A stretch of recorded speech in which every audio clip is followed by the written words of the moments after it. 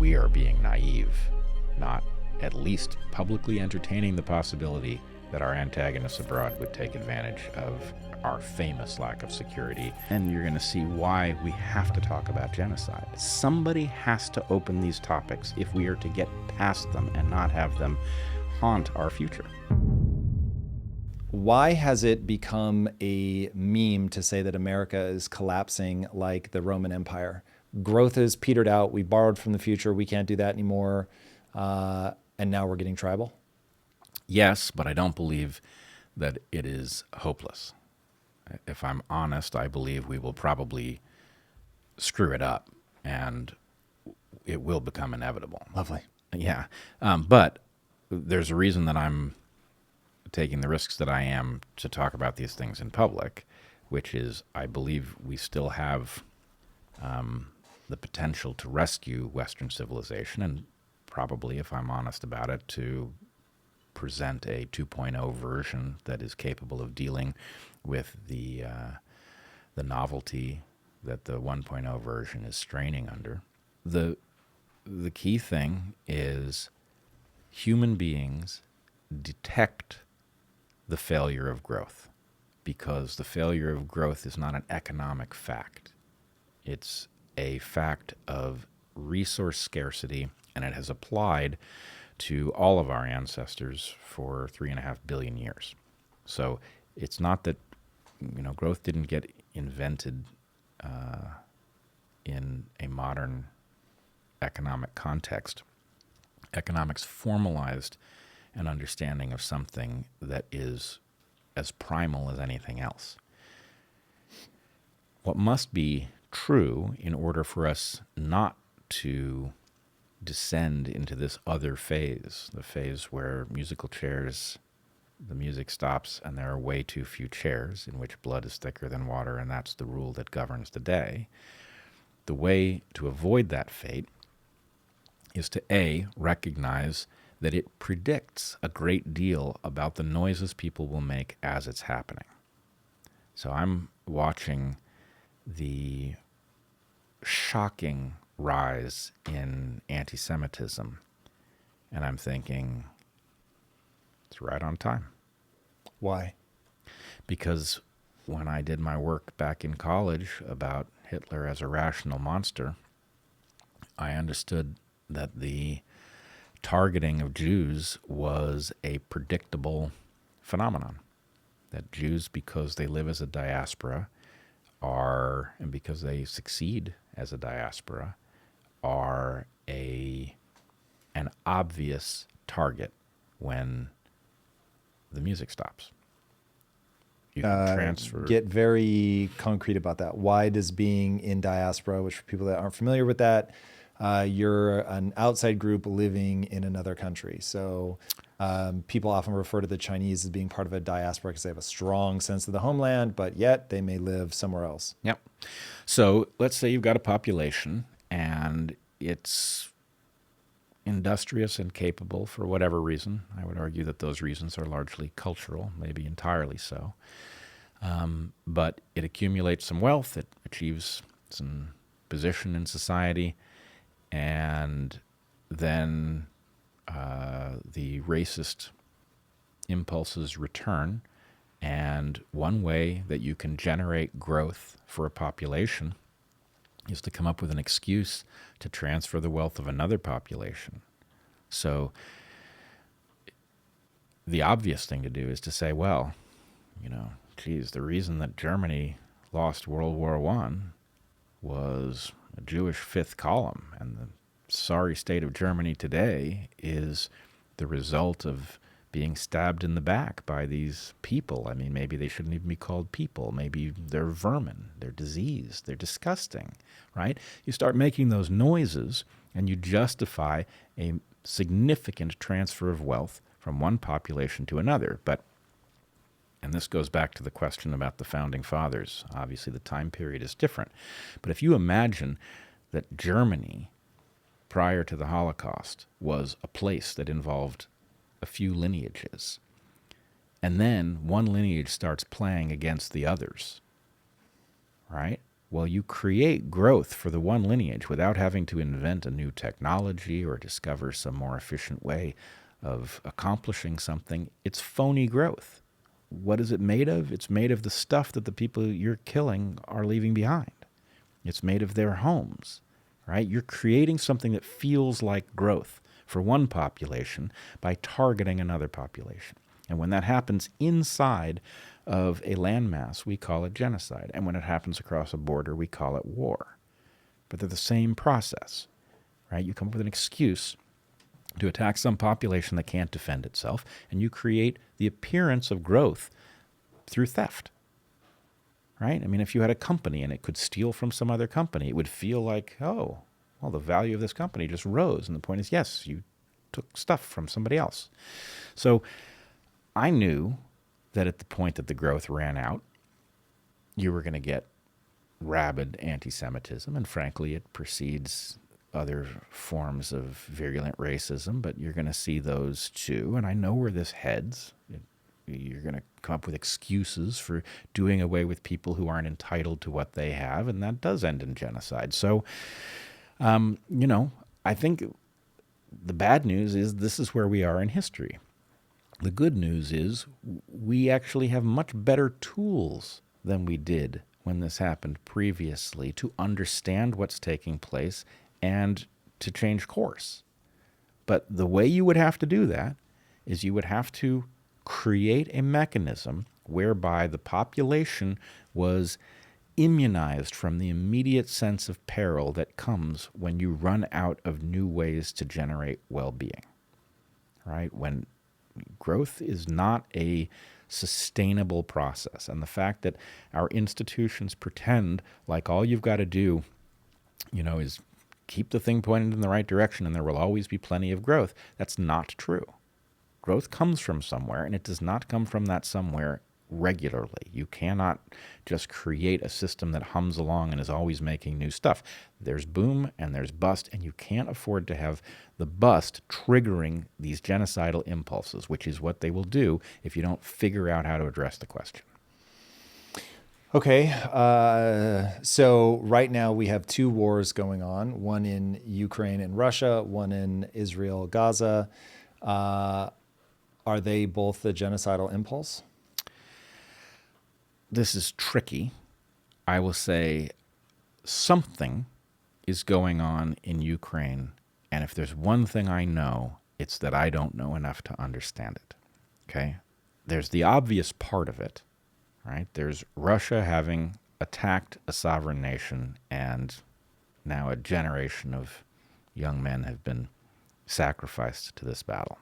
So I have nothing but compassion for the Ukrainian people in that circumstance. But I also know that there was a question about NATO expansion, and NATO behaved in a way that did not allay Russia's fears. And more to the point, I know that my own government is in the hands of people who had their hands on stuff inside of Ukraine utterly mysteriously before this war broke out. Why is the son of the president involved as some kind of energy expert inside of Ukraine? This is a story about things I don't know, right? So I can't say how genocide maps onto the conflict in Ukraine. I can say it's a complicated puzzle. Israel and Gaza. The unspeakable truth is that you have innocent people trapped on both sides of that conflict, and you have a genocidal influence on both sides of that conflict. It's something I don't think I've said that publicly. I've implied it, and I've hoped that people would get it, and I've been told by both sides that I'm a terrible person. But what I said at the beginning of the conflict was that it was threatening to drag the entire world back into lineage against lineage violence. That if we want to save the West and save the world, we have to rescue the Middle East from this predicament, because I don't think either side is being irrational. I think they both understand that they are in a fight to the death, and in a fight to the death, the rules are quite different than you would expect. So there are clearly a majority in Israel who wish to be part of the modern world, would like to get along with their neighbors. I believe that is clear. I cannot say the same thing about the leadership, and I am particularly troubled by the fact that Netanyahu himself, who I must say engaged in absolutely alarming behavior during the pandemic, also appears to have been a facilitator of Hamas in advance of October 7th. In what way? What I've seen is video that appears to be Netanyahu advocating for the cynical fueling of Hamas for the purpose of dividing the Palestinians. Now, my feeling is, whatever that was,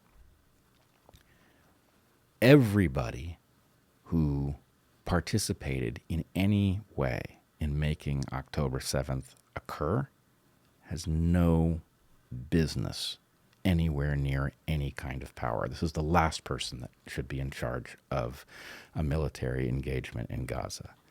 And I don't know what his motives are.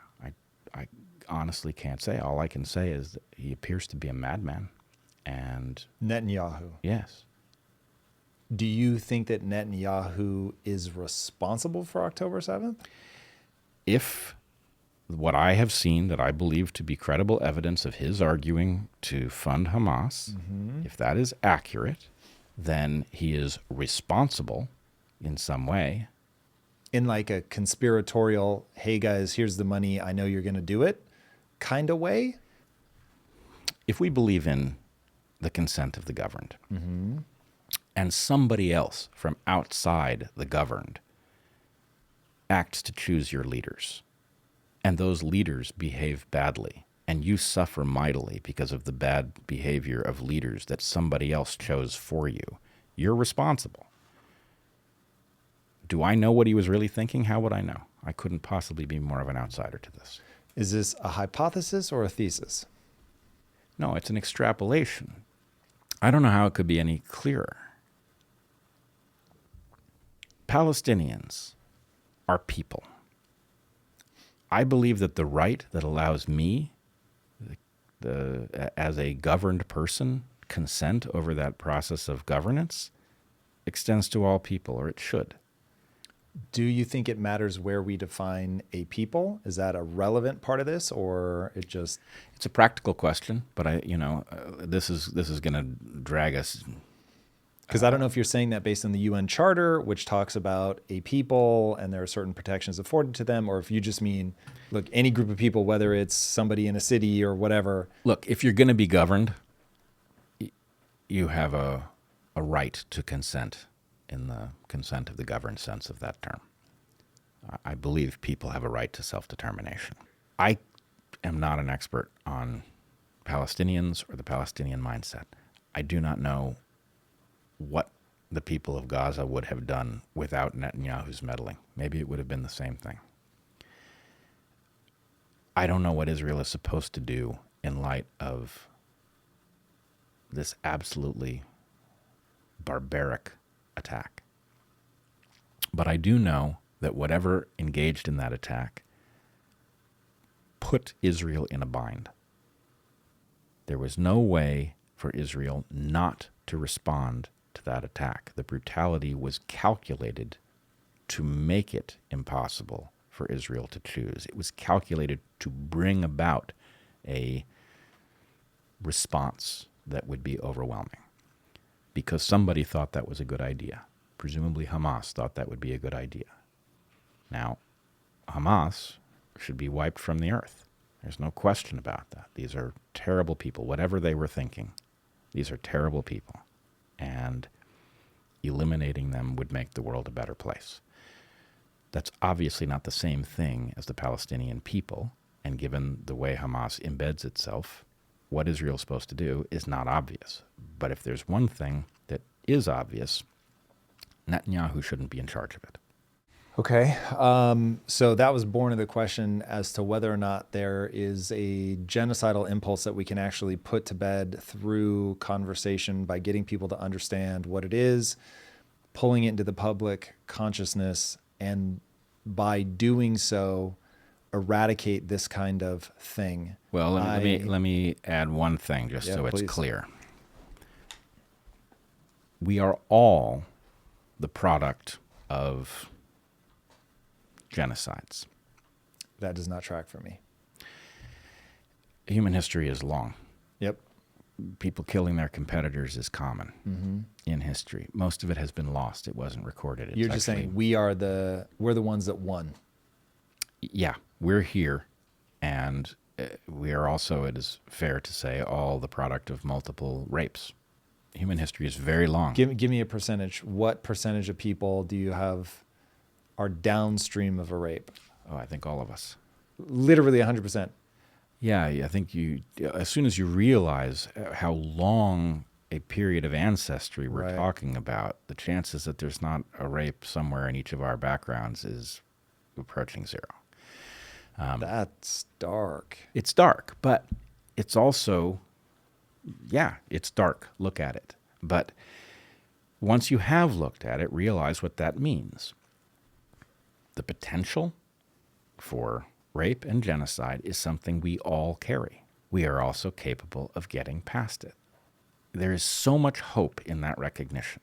Once you realize that you are not condemned to live this reality just because it had a significance in ancestral times, that's where liberation comes from. We don't have to live that way. We can actually sit and write down our values, and we can say, what is the system that actually makes us realize those values at the highest level, right? What would we like to happen with rape? Well, we would like it to go to zero. Likewise, genocide. That's what it means when we say never again. So when I say that there's a genocidal impulse on both sides, we are seeing the predictable outcome of a zero-sum game in the Middle East that is triggering potentials that we all carry, right? We can see exactly why we have to take these potentials seriously in this conflagration. And the right thing to do is actually not beat each other over the head, each side accusing the other side of genocide. The correct thing to do is to recognize this was predictable, and we have the power, if we'll stop dicking around with nonsense, we have the power to make the future better than the past. Man, I'm with you. And look, this has just become an interview where throwing out a platitude of "I hope everything's going to be okay" just does not feel right. So I will ask the more revealing question. It is not agreed upon as to whether what's happening right now is genocide. And this is, there are several things you feel like nobody's listening to you. You're screaming from the rooftops and people just aren't getting it. I have a very similar sense when I talk to people about somebody's frame of reference, the whole life beer goggles, that will control how they interpret what people are calling facts. And people oft quote Ben Shapiro and say, facts don't care about your feelings. Bro, we cannot agree on what the facts are, or certainly we can't agree on what the facts mean. And I actually don't think people are playing a game. I think people don't understand how distorted all of our worldviews are, that we actually see only the distortions. And to us, you're going to get people that look at this and go, obviously what's happening in Gaza is a genocide. Obviously. And you're going to get people that obviously that's not genocide. This is crazy. I can't even believe we're having this conversation. And each side thinks the other's trying to play a linguistic game or something like that. And they're missing what I think is the real truth, which is they see the world so ferociously in one way. There is literally nothing that you could show them, and I mean nothing, that would make them go, oh, I see your point. And because there is literally nothing that you could show them, like, let's set the Jews aside for a second, because this just gets so weird so fast, especially right now. In Rwanda, like almost 1 million people were hacked to death with machetes in like 6 weeks. So that's insane. And it keeps happening. Now, I've not researched the Rwandan genocide, so for all I know, they were both like, yeah, this is genocide, and it's completely justified, which then just enters another problem, which is, yeah, it's genocide. What's the problem? People really become convinced I am doing God's bidding. I am doing the just and right thing in what I'm doing. And the only way that I see getting to the other side of that is everybody has to wake up to one simple fact. Ideas control everything. And what I mean by that are you believe certain things to be true. You confuse it for objective reality, which is physics, but you believe certain things are true. Call it is. Then you have a set of things, your values, that you believe ought to be true. And so now you have is, which they confuse for objective reality, and ought, which they often confuse with just self-evident or divine, whatever. And like, this is non-negotiable. And both of those things will be ferociously debated by the other side, who sees the truth of neither. They have their own is and their own ought. And so until we all go, I know I'm in the grips of a delusion. I cannot see things clearly. And so we all have to come to some set of shared values, and then you build up from that. If we can't share values, no matter how much you talk about genocide, you will death loop because people will just sidestep it by saying, but this isn't genocide, or genocide is right. Yeah, it is genocide, but hey, it's what we have to do. That was a very good summation. It overlaps many things that I also believe. I think distinguishing between beliefs and values is crucial. What you're saying with respect to we are all suffering a delusion, I agree is correct. I call this the Cartesian crisis, and I think we are knee-deep in it, and it is, if you understand its implications, it's terrifying. The Cartesian crisis, I named it that after Descartes, who became spooked when he realized that all of the things that he thought were facts, what you say, you think it's physics, but it's beliefs, he had not established himself, and therefore was taking it on some kind of authority. The problem is that the systematically induced blindness that is being inflicted on the public is creating a scenario in which we really can't establish much of anything. And that does leave us vulnerable to being sold a narrative, right? It just fills the vacuum of what you might actually believe in common. The obvious right thing for us to want is an agreement on basics, that enlightenment is better than deciding what you're allowed to believe, for example. Let's pursue enlightenment. Let us agree to share facts. We can differ over values. We should talk about which values should govern how we are to live.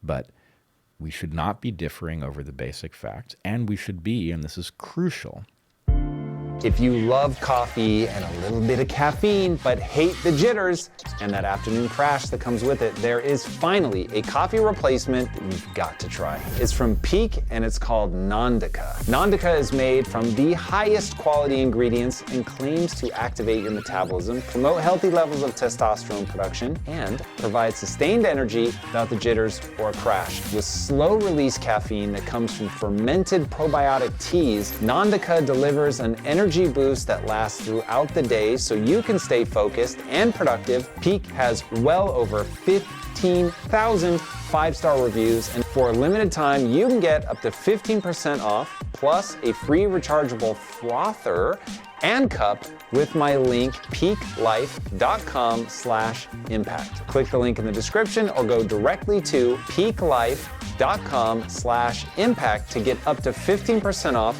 plus 2 free gifts.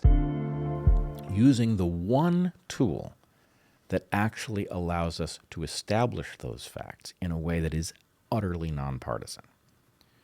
Science works because it is built to tell you what you do not believe. It corrects for biases. If it were not for this one value, it wouldn't be worth doing. It's too cumbersome and slow.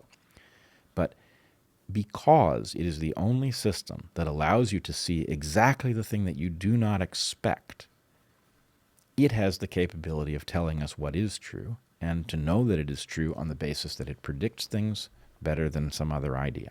So that's the tool. It belongs to no one, or it belongs to us all equally. And those who politicize it are putting us all in jeopardy. This is why I'm trying to bring this tool to people in this way and show them that it applies to the things that they're battling over, and that the only way out is through. We have to learn to wield this tool to figure out where we even are in an era where all of the institutions that should be doing that job are failing at once. We're going to have to build institutions that work. Some people think we can rescue the institutions we have. I'm less and less convinced of that. But I know that we can build something that does the job, and we have to stop bludgeoning each other over the product of scientific inquiry. You know, the facts are what they are, and then the values tell you what to think about them. And if you divide things in that way so that we're not battling over the facts based on the idea that they are somehow themselves immoral, then there's hope. Can I try an idea out on you? Please. All right. I think that the way the human animal is designed, that there is no way for us to come to a consensus. The only way to get us to operate in mutually beneficial ways is to tap into other base shit, which I will just round to greed, but I don't mean in a bad way. I think the only way out for something like Israel Hamas is to get people obsessed with the future of their children. If you believe that the brightest future for your kids could be getting killed, being martyred, going to heaven, then that idea traps you. Now violence is rad. Like, that's a great way to ensure that your child has a wonderful future.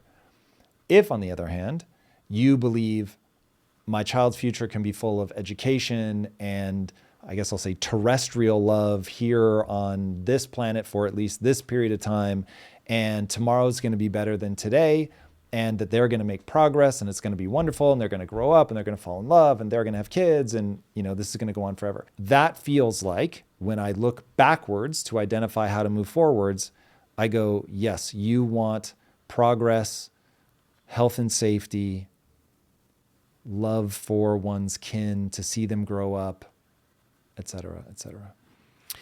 I think you're right. On the question of Islam, I will just simply point out that there are numerous examples in the Middle East in which Islamic states attempted to modernize, were embracing values that were not exactly Western, but were moving in that direction. And I believe that, unfortunately, for reasons that in the end were profoundly economic, we have disrupted this process. We in the West have disrupted this process, and it has created a conflagration that did not need to happen. How did we disrupt it? Well, the Shah of Iran was installed to basically facilitate transfer of economic resources. We overrode a democratic impulse in Iran, and it has resulted in a theocratic rebellion. So what would have happened if we had not meddled in Iran? Would Iran today be where it is, or is that entirely the result of resentment against the West that has left a vacuum that has been filled by a, to connect it to an earlier part of the conversation, you have these two bases for cooperation. You have reciprocity, which I would argue is the way the modern world should be structured, and there's lineage against lineage violence. And I believe that our meddling in the Middle East has set the course to lineage against lineage violence, which we now largely wrongly blame on the content of the religious doctrine. Right? The religious doctrine does contain this violence, but the question is, exactly as is the case with Israel, right? The Old Testament contains some really toxic stuff, but most Israelis want to be part of the modern world, right? The fact that there's this bad stuff in the founding documents is not fate.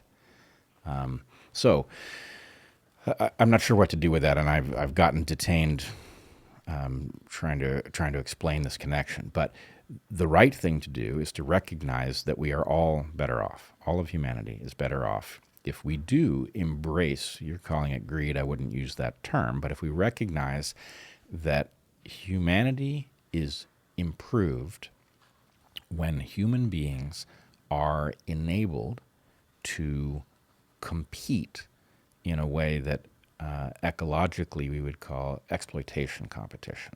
There's two kinds of competition. You've got exploitation competition and interference competition, right? If I bomb your factory so you can't make stuff, I am arguably competing with you, but it's a destructive kind of competition.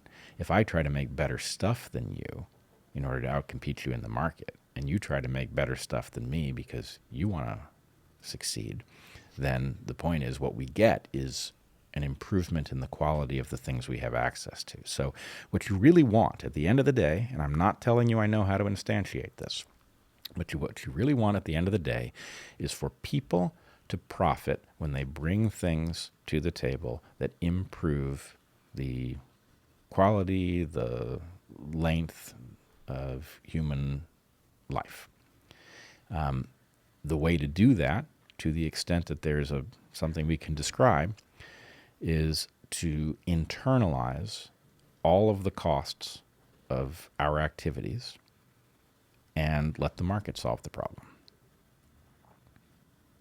If you let the market solve the problem, and if somehow, and I'm not claiming I know how to do it, because it may just simply not be possible, but if you did internalize all of the costs of every product and every process, so that at the end of the day, the only people who profited were people who made things that actually made us better off, you don't need to do anything else.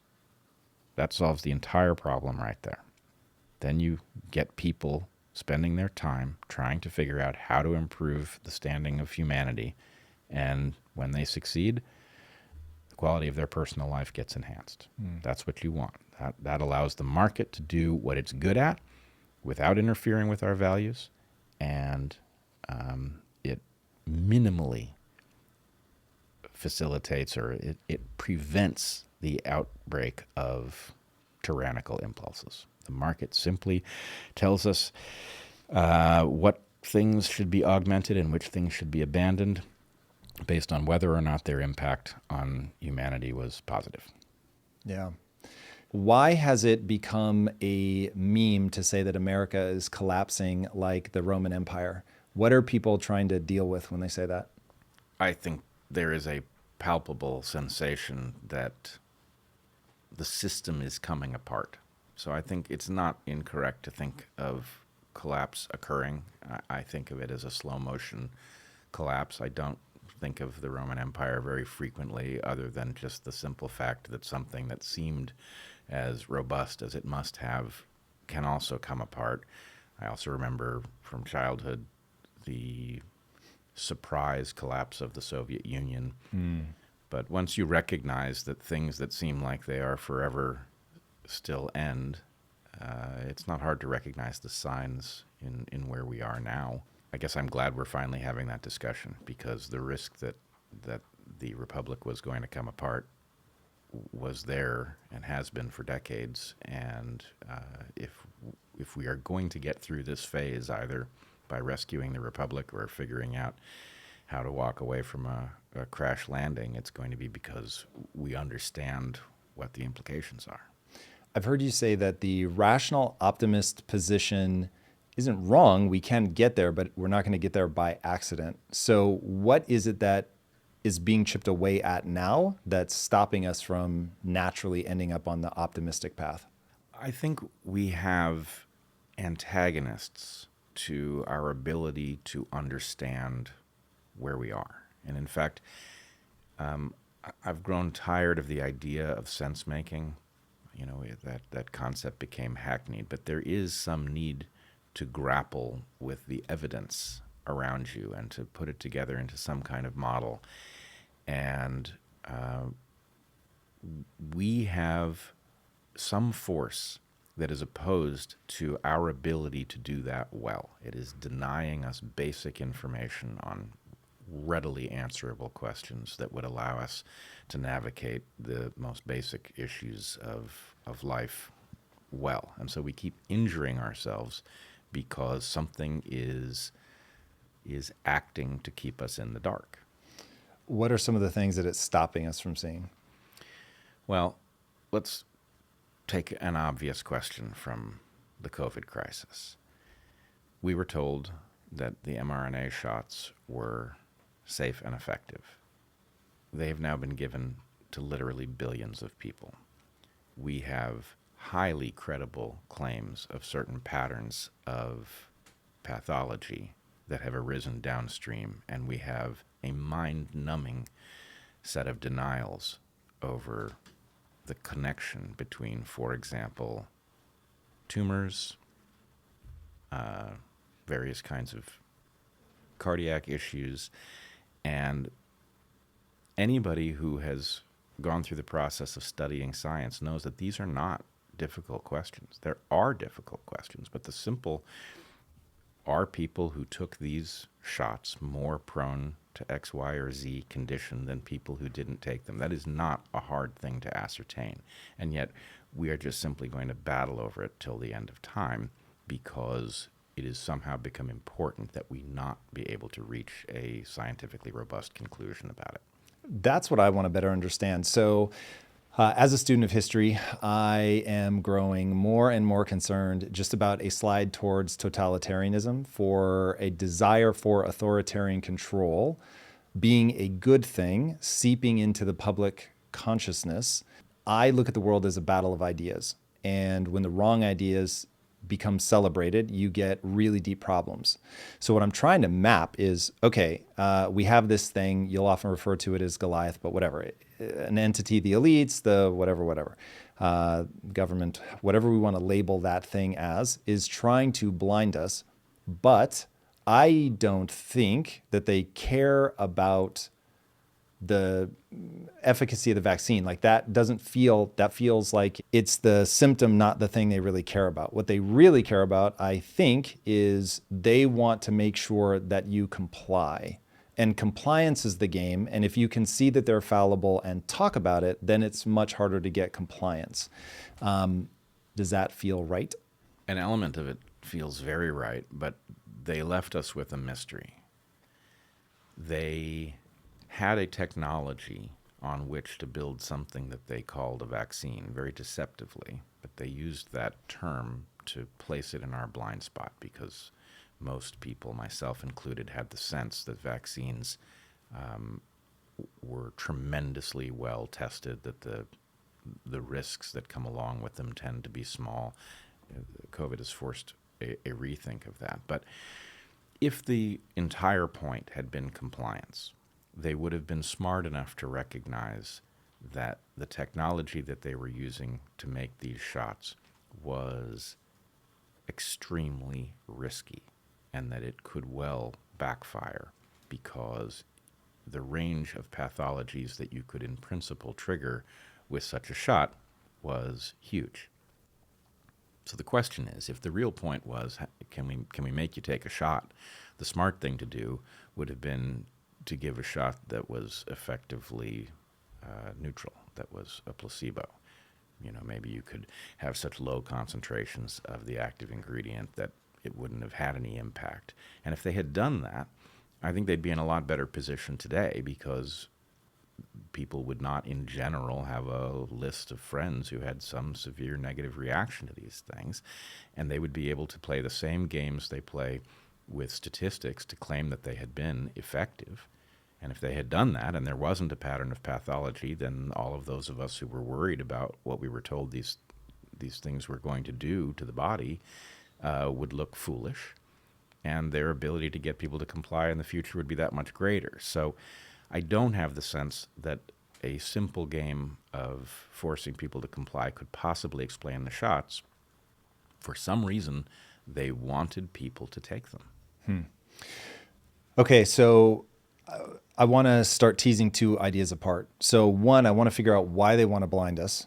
While I think it's overblown to say that America is declining like the Roman Empire, if you're thinking the Roman Empire declined quickly, when in reality, I think it's probably a very slow process that we may or may not be in. We may get better over the next 10 years and then collapse, who knows, or drag it out forever, whatever. So I think it is important for people to understand when they're talking about you or anybody else in that group that I see sort of being attacked now in a way that they weren't 5 or 6 years ago, to understand when you're saying, I think this is worthy of exploration, and when you're saying, I've explored a lot of stuff, and this one I'm really going to plant a stake in the ground. Because I have a feeling we're going to touch on both in the conversation today. Okay, so going back to the question I really want to pin down, which is why are they blind us? Yeah. What's the point? Let's talk about the issue of blinding.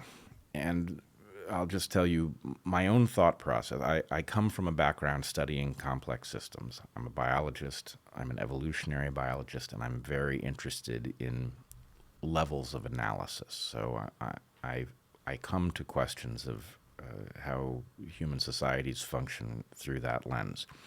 And a hypothesis in such a case tends to be actually a nested series of sub-hypotheses.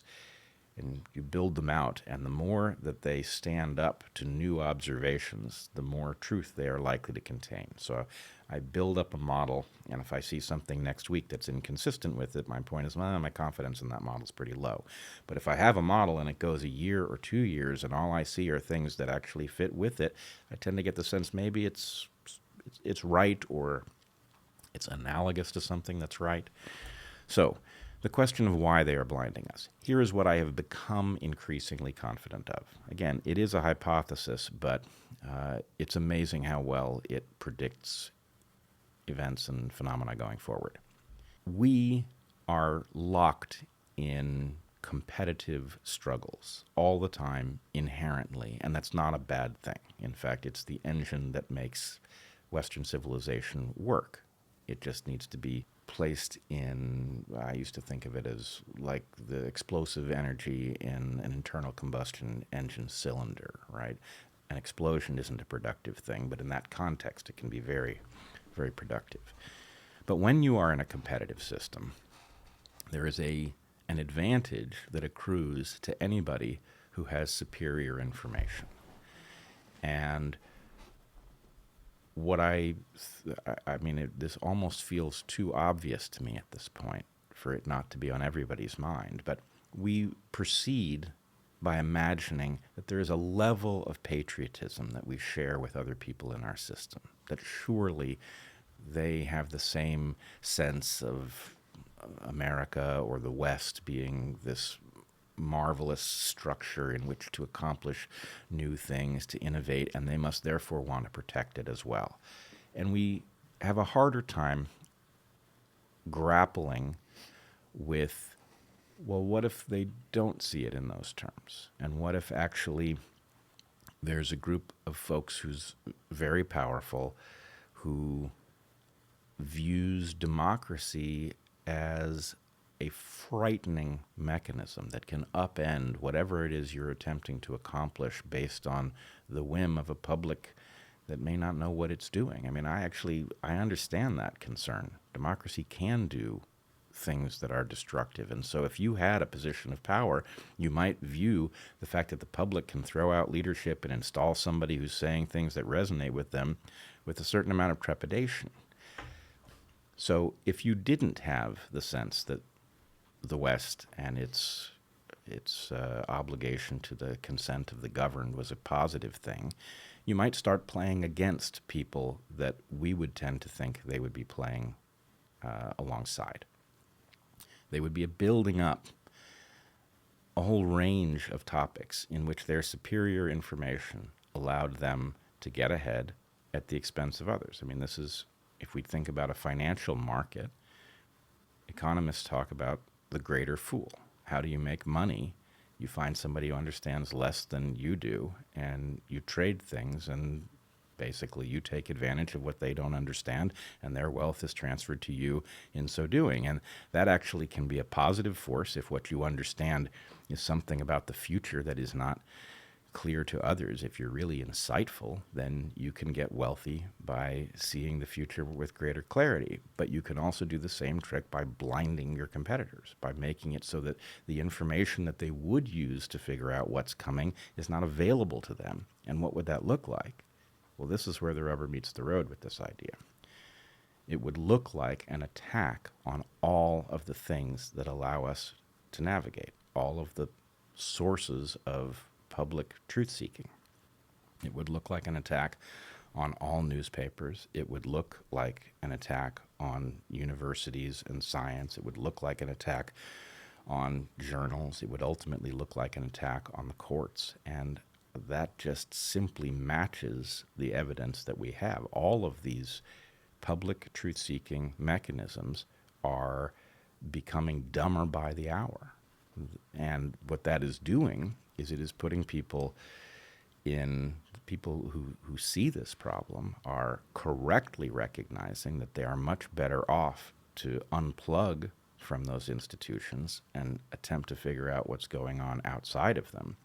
But what many of them do not realize is what a poor substitute for public truth-seeking that actually is. You know, I mean, it might be good for people like you and me.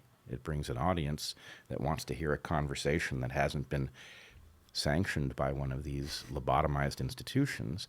But from the point of view of the average person trying to figure out what to make of the advice that their doctor is giving them or the FDA is telling them about nutrition, it's a poor substitute. And it is the reason that I fear collapse, is that I don't, you can put on a blindfold and you can keep driving down the road for a time, but at some point there's going to be a curve. And we can't drive like this. We have to rescue ourselves from whatever it is, whatever force, whether I'm right about its nature or not, that is keeping us from establishing the basic facts of our lives. Okay. Do you see this as a WEF super conspiracy, or is this just emergent behavior of people who get into positions of power, whether economically, like somebody running a big company, or politically, and they think, I like what I'm able to do better in this position. And so there's, whatever, 50,000 people that just have that slight inclination of, ooh, this would be a little better for me if I had a little bit more control. And then the emergent behavior starts to look like a coordinated attack, but in reality, it's just a lot of little people trying to make their own lives a little bit richer, more controlled. I have substantial confidence that it is going to be a combination of both things.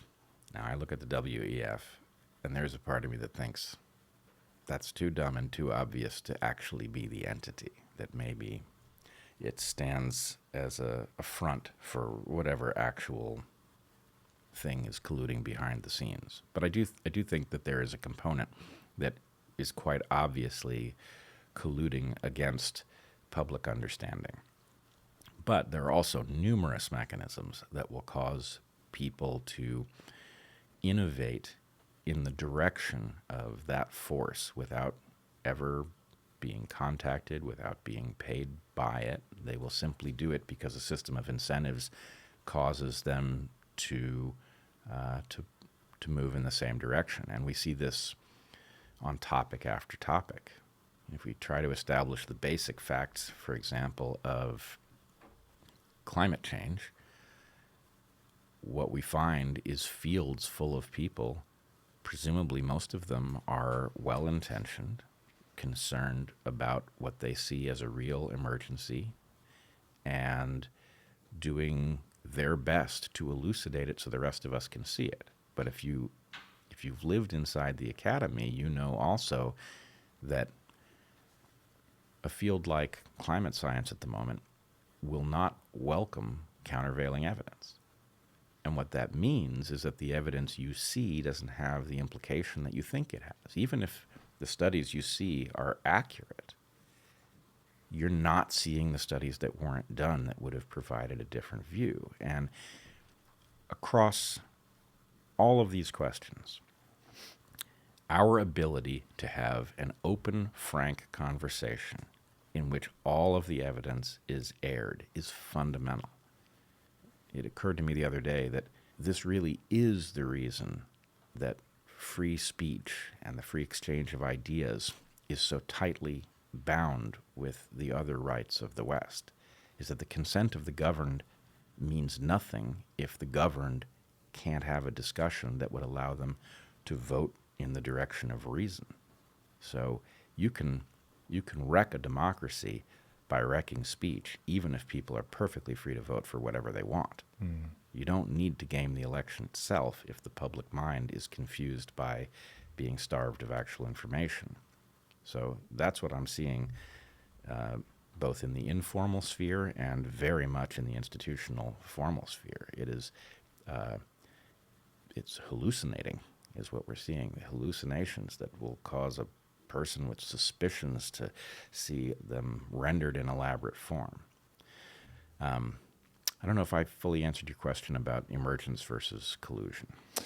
Well, so you did, in the sense that you said it's going to be a combination of all of them. What I want to do is start pursuing what exactly that looks like in reality, because we may be saying exactly the same thing, or we may be saying something different. But my take goes something like this.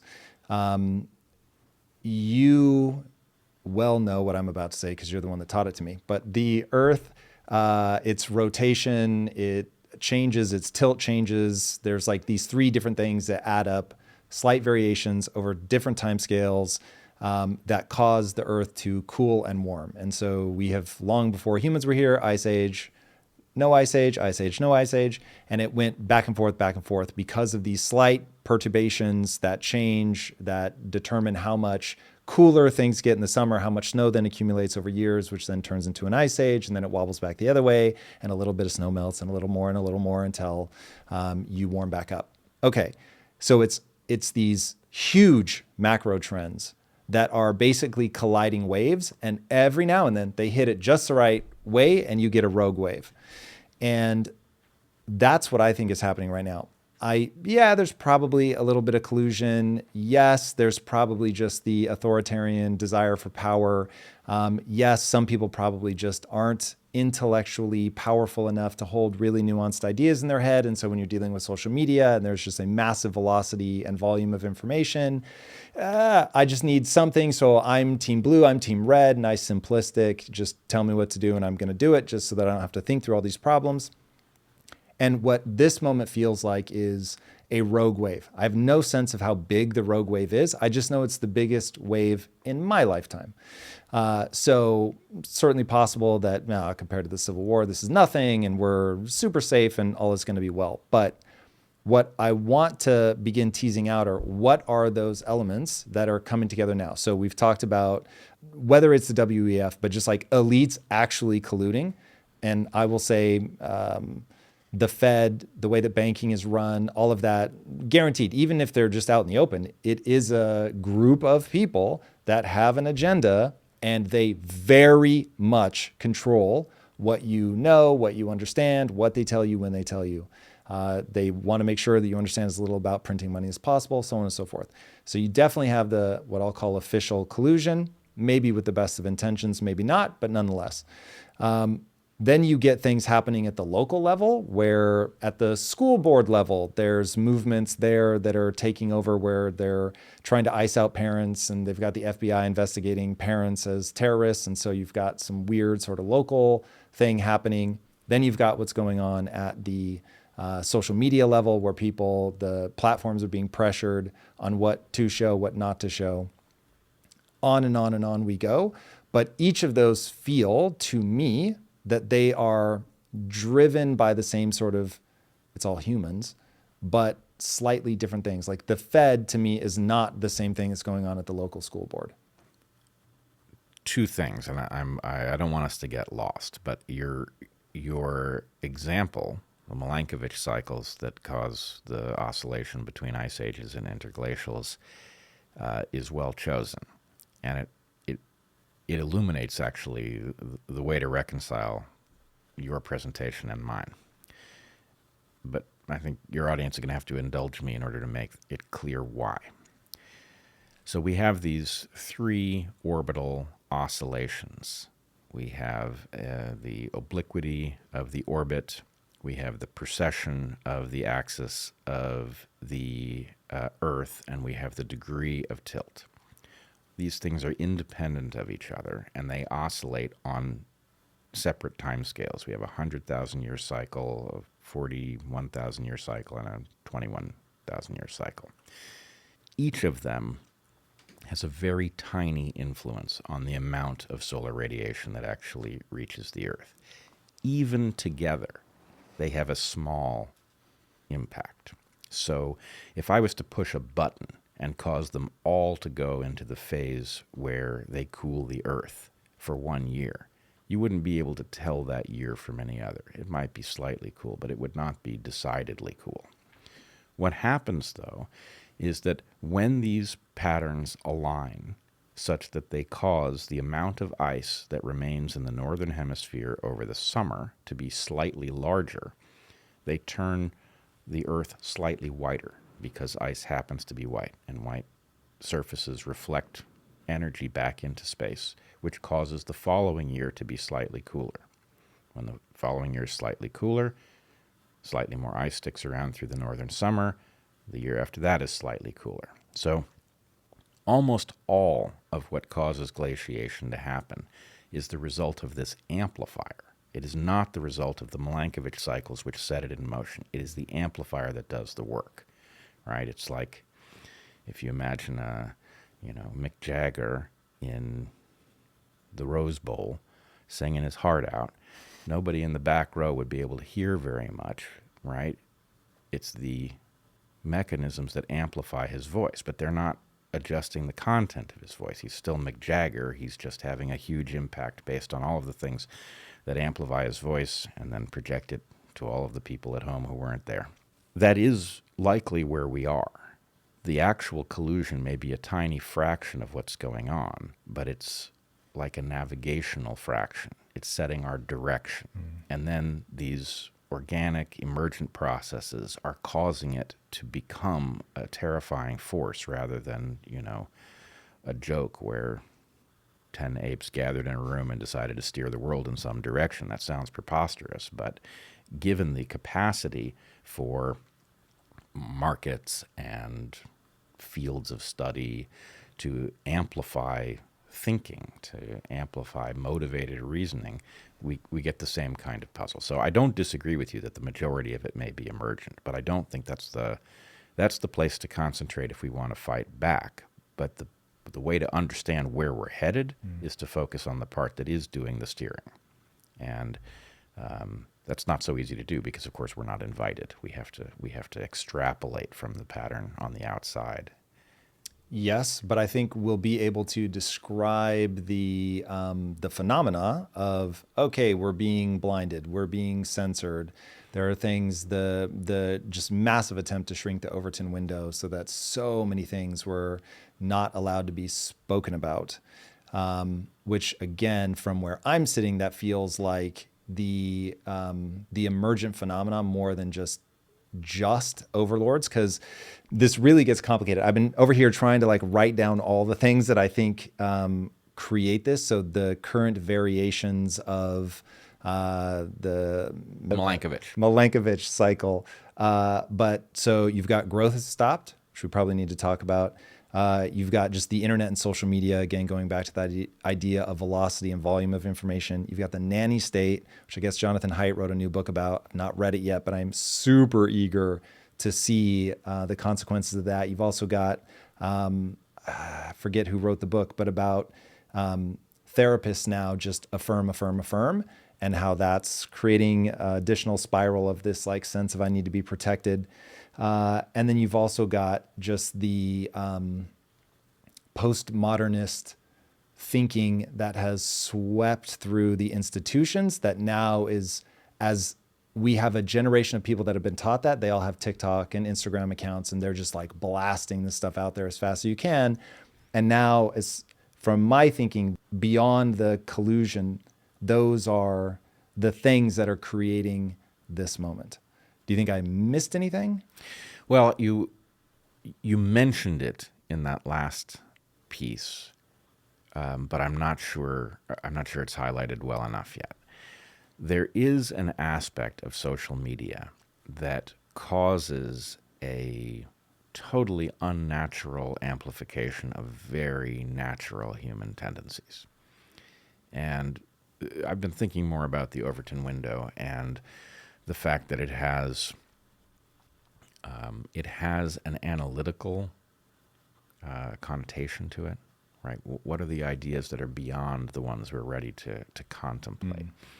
But then I started to notice I've become increasingly suspicious of what I call polite society. And, tell me more. What does that mean?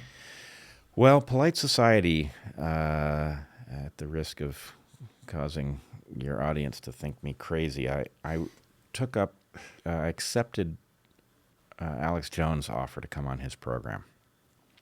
And that caused an interesting freak out. Most of which was not actually about what I said on Alex Jones' program, but it caused what I said on Joe Rogan's program to be scrutinized in a way that was new and I think quite mean-spirited.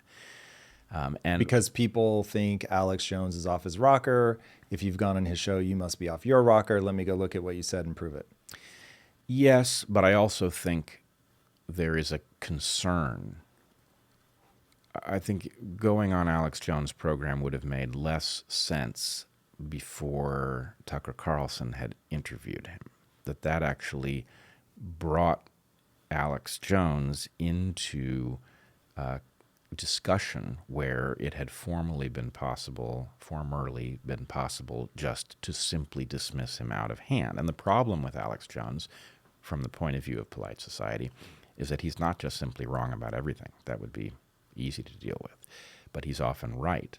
And so what does one do with somebody who has simply given up on staying within any bounds, is willing to explore any idea? That's very dangerous to certain folks. So my going there, I'm a PhD in biology. I've made a couple contributions to my field, and if I'm talking to Alex Jones, it creates a question.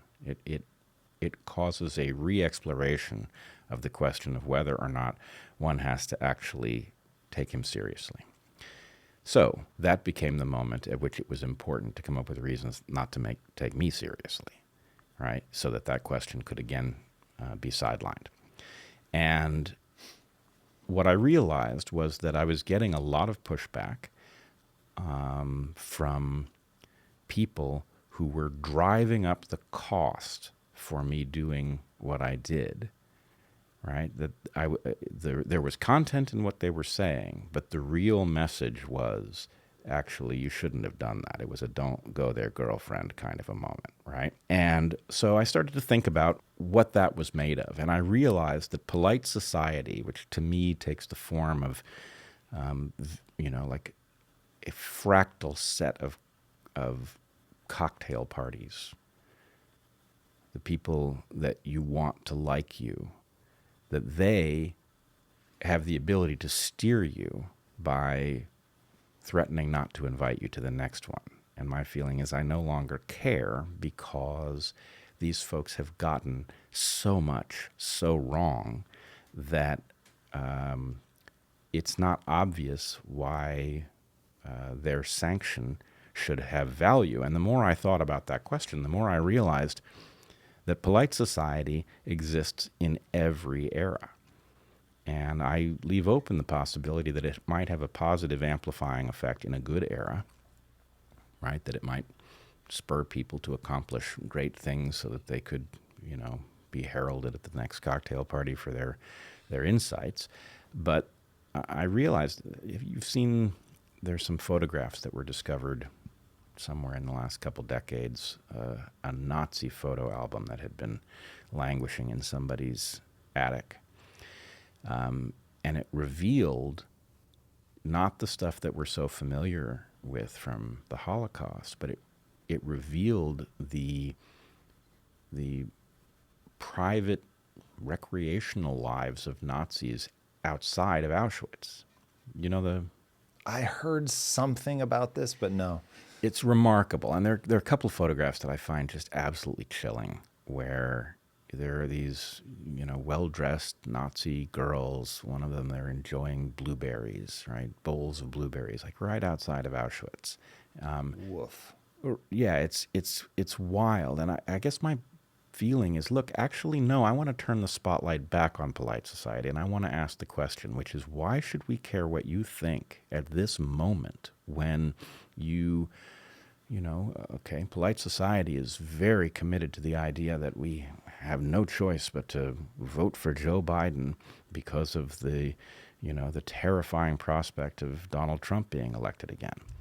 Well, if polite society was making any sense, it wouldn't be running Joe Biden as a hedge against the reelection of Donald Trump. It would offer up somebody serious. It would, in fact, sideline its influence peddling racket so that was not an important argument against voting blue in this election. If it cared about us, that's what it would do.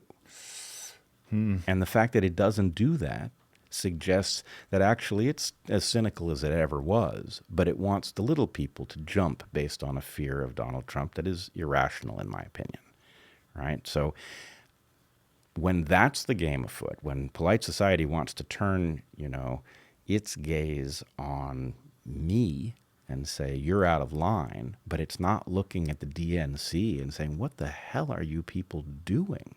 Do you realize what you're playing with? Joe Biden shouldn't have been elected in the last election. The idea of running him again at this even more advanced state of decrepitude is insane, and yet doesn't cause the democratic machine to blink. So anyway, my point again, and I think this is important to say clearly, I'm not accusing anybody of Nazi-like defects. That's not my point about the Nazi girls and their blueberries. My point is, polite society existed right outside of Auschwitz. It exists in every era.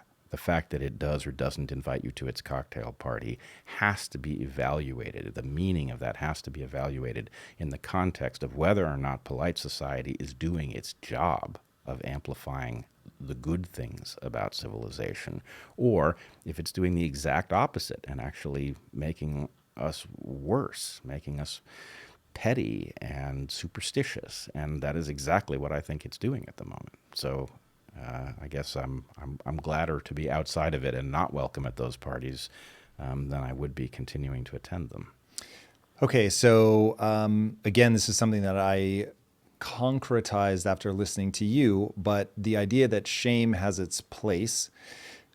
You've said you don't want to throw that out. You have to understand it. You use pain oftentimes as the example. If you go to a doctor and they think that pain is in and of itself a malady that is to be gotten rid of, you've got a problem, because pain is signifying there's an issue that you need to address, and it is adaptive, not maladaptive. I would say the same thing about polite society, though I will agree with you that you don't want to blindly accept polite society. So I'm going to take that as the shame mechanism. And I'm going to say, okay, I'm not going to discard this lightly. But the thing that I disagree with in what you just said is that I don't think polite society will ever be its own policeman. And so this is why we need you call yourself, I think, a reluctant radical. So it's like we need reluctant or otherwise, we need the people that sit outside of polite society to also work their thing. And so while there's always going to be friction between polite society and the radicals, my whole mission in life is to get people to understand that you need to exist in dynamic tension. Like you don't want those two things to conform to each other. I would not want polite society to give up their sense of like, this is how things should be. And I would not want the radicals to conform to polite society. So you need both of those things. They serve well only when they're in juxtaposition. Now, getting specific about Alex Jones.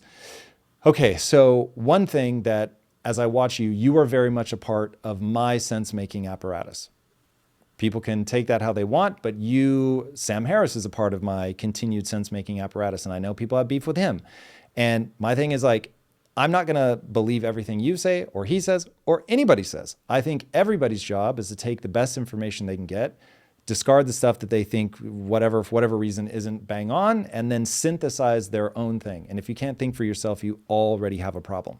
So when I think about, okay, for you, is there, knowing that you use this hypothesis, thesis dichotomy, is there a limit to what you think is a hypothesis that you will put out there? Do you have a governing matrix paradigm in your own thinking that says, this hypothesis I will present publicly, this one I won't, which will then tie into whether going on Alex Jones may have been, I haven't seen it, so I have no idea if you were like the voice of reason in the room.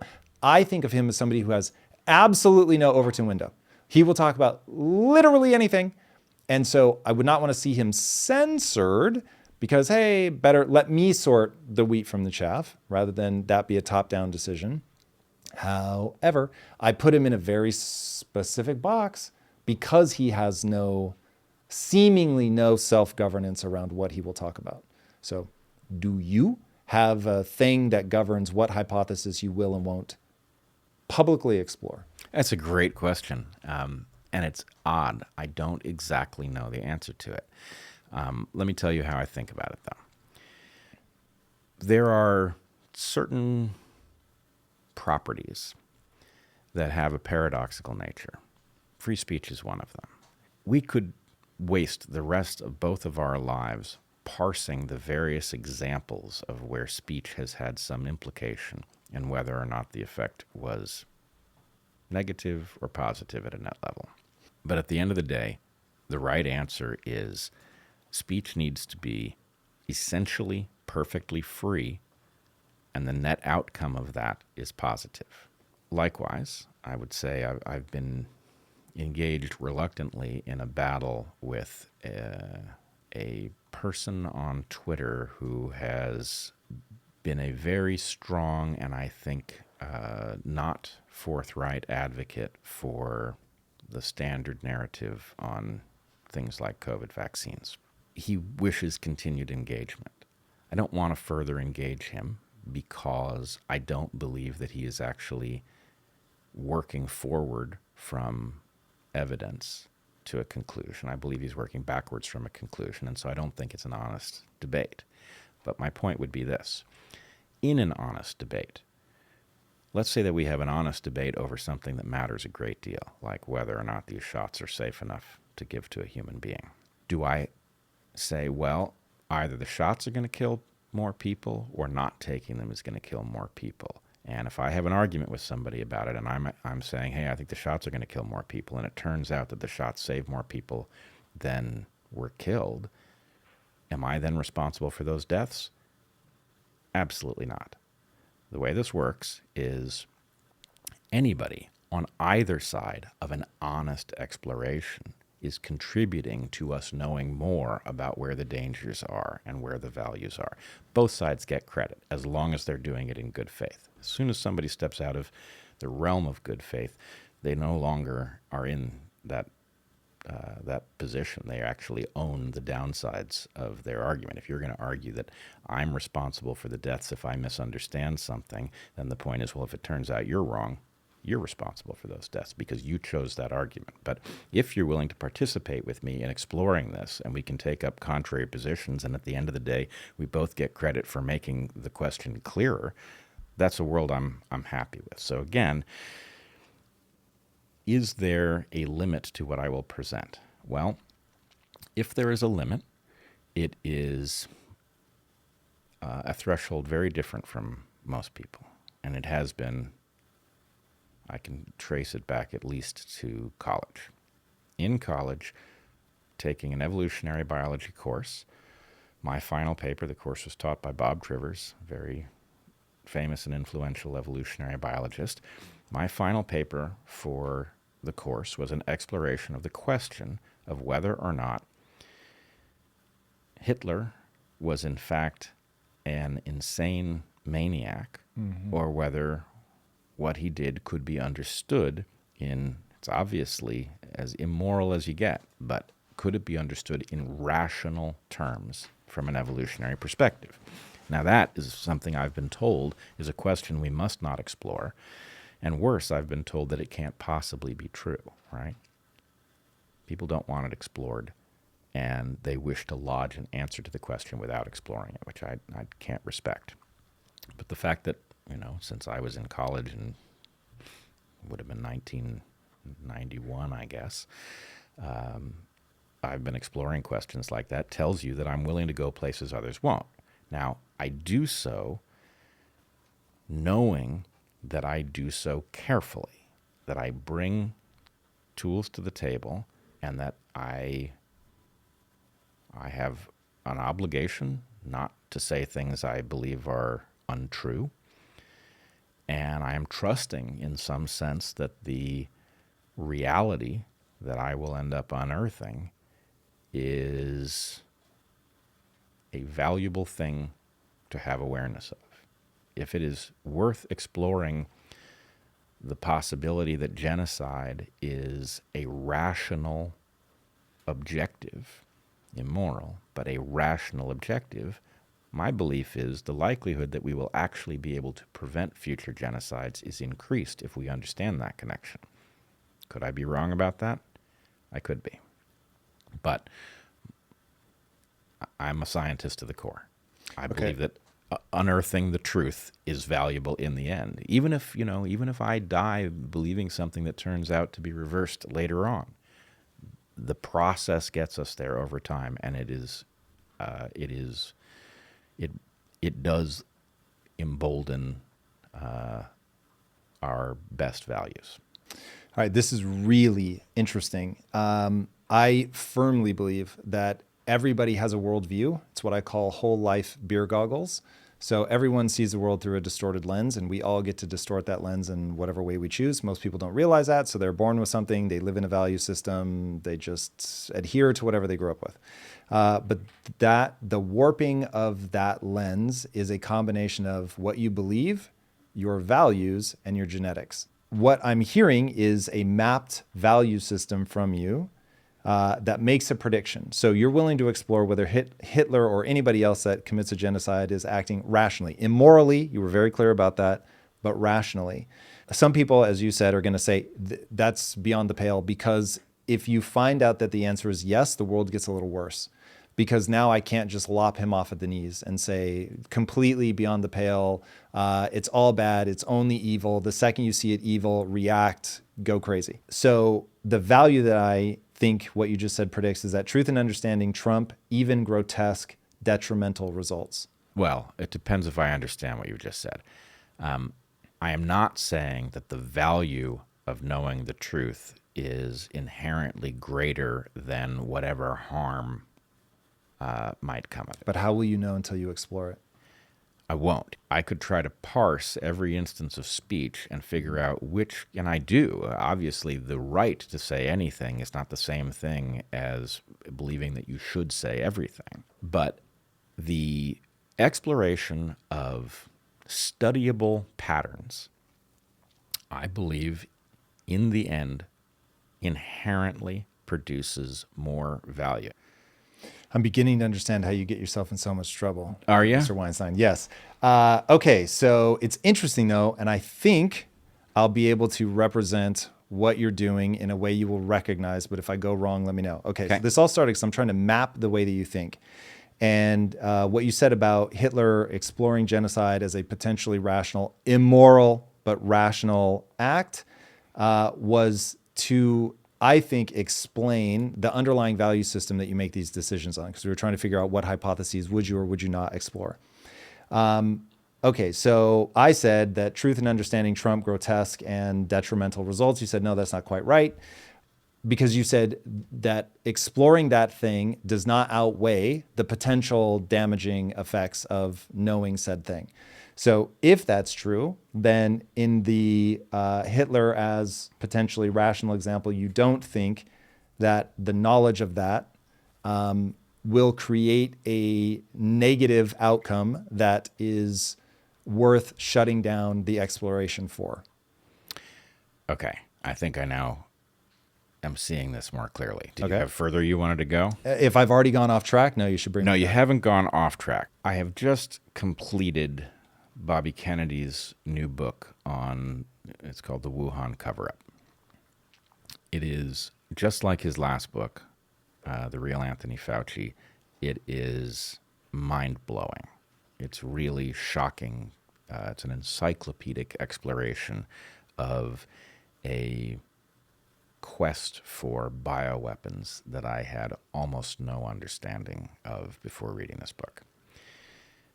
The bioweapons question allows us to see the answer you're looking for, because I would not argue that the simple fact that there are viruses in nature that could be enhanced in ways that might tell us something about possible human impacts on health from future pandemics, or that might be enhanced in ways that would tell us something about weapons. We cannot continue down this road, right? The degree to which our exploration of those questions in the lab will result in massive human harm. What if you never made the virus, but you just explored gain of function theoretically? Well, that's the question.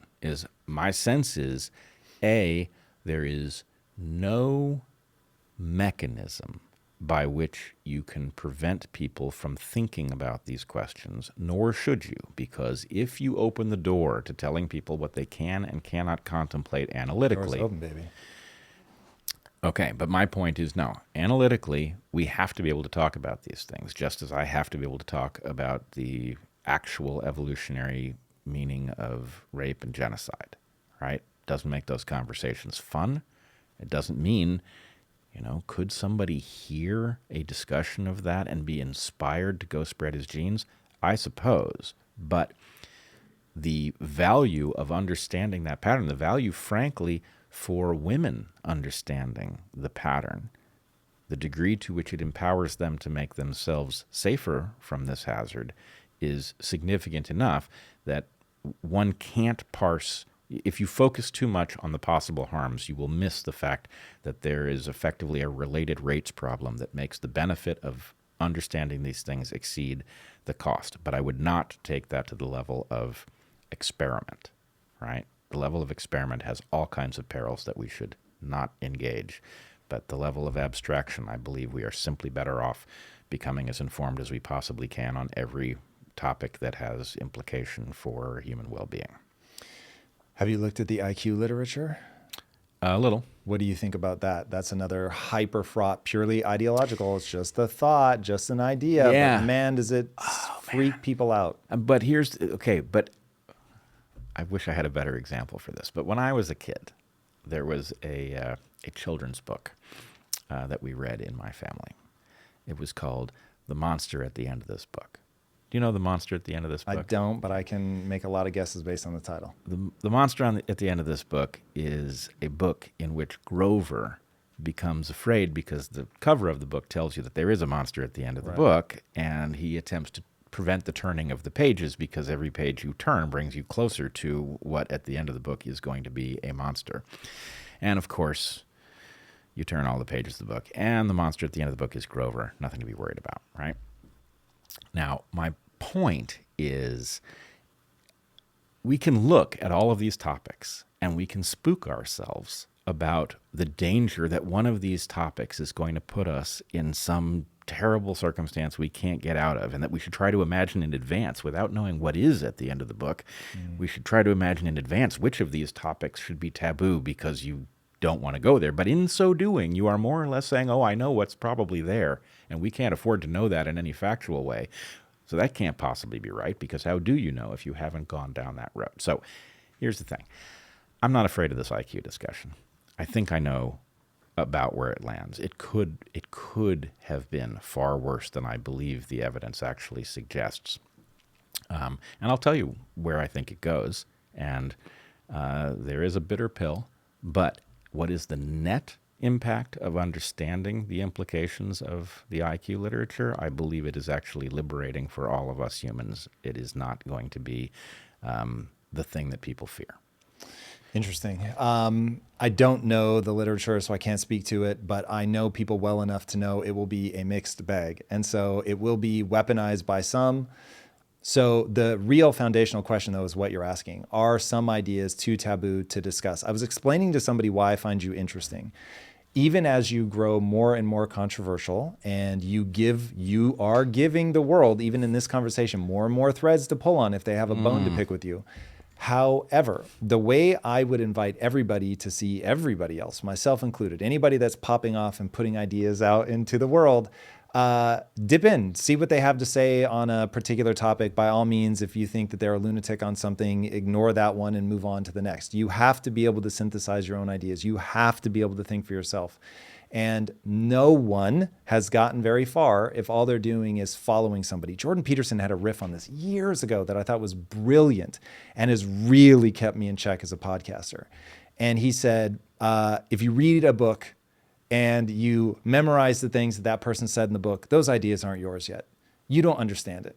All you can do is follow and repeat. You have to go learn the literature. You have to understand the thought process driving all of this. And then you can begin to master the literature, think for yourself, come up with hypotheses that make predictions, test those predictions, so on and so forth. And I thought, ooh, it's a tall bar, but that is the right way to approach it. And so I like that while I don't put you in the Alex Jones camp, you guys feel like very different flavors to me. I like that you exist. I like that you're out there looking at things that other people, I think I understand why you're tripping so many people. But I like that you exist and you're not afraid to do these things, to look at these ideas. And so when I want a well thought out look at this thing, however crazy or untouchable it may be, I like that you will have explored some of those ideas, whether, again, I agree or not. Now, the thing that I think you're doing that trips people is I think we have a moral heuristic in our brain that says this thing is bad. It's like a disgust mechanism. And if you trip it, then people just inherently push back. They may not even know why they're pushing back. They may even be able to give you in fact, I'd love to see you and Coleman Hughes debate the IQ thing. I don't know if his thinking has evolved, but I heard him talk about it at one point. And I thought his take was really brilliant. And it was, I don't see a world in which the answer to these questions makes the world better. And I was like, yeah, word, like, I get it. I'm with you. So now, I don't believe in top-down authoritarian rule. So if people want to explore it, I think they should be able to. But I'm with him on, I don't see how it makes the world a better place. I know you have an angle on it. But so, yeah, I think you're tripping this disgust mechanism that people have. And they're not, it's no longer a rational feeling. It's a purely emotive one. Yeah. I think part of the problem is I don't think I make a great villain. And there's lots, look, I get it because I've accidentally found myself on the other side of this thing. When Bobby Kennedy Jr. emerged back into the public consciousness, I believed him to be a dangerous person because I thought I understood what his perspective was on vaccines, and it was diametrically opposed to my position. I could not see how an intelligent, reasonable person could possibly be saying the irresponsible things that I believed him to be saying. What would have made them irresponsible with your value system? That they were unlikely to be true and were almost certain to influence people in a direction that would harm them. Got it. Okay. So going back to your definition of a hypothesis is something that is plausible and you thought his were just outright manipulations, or did you think him too dumb to understand the truth?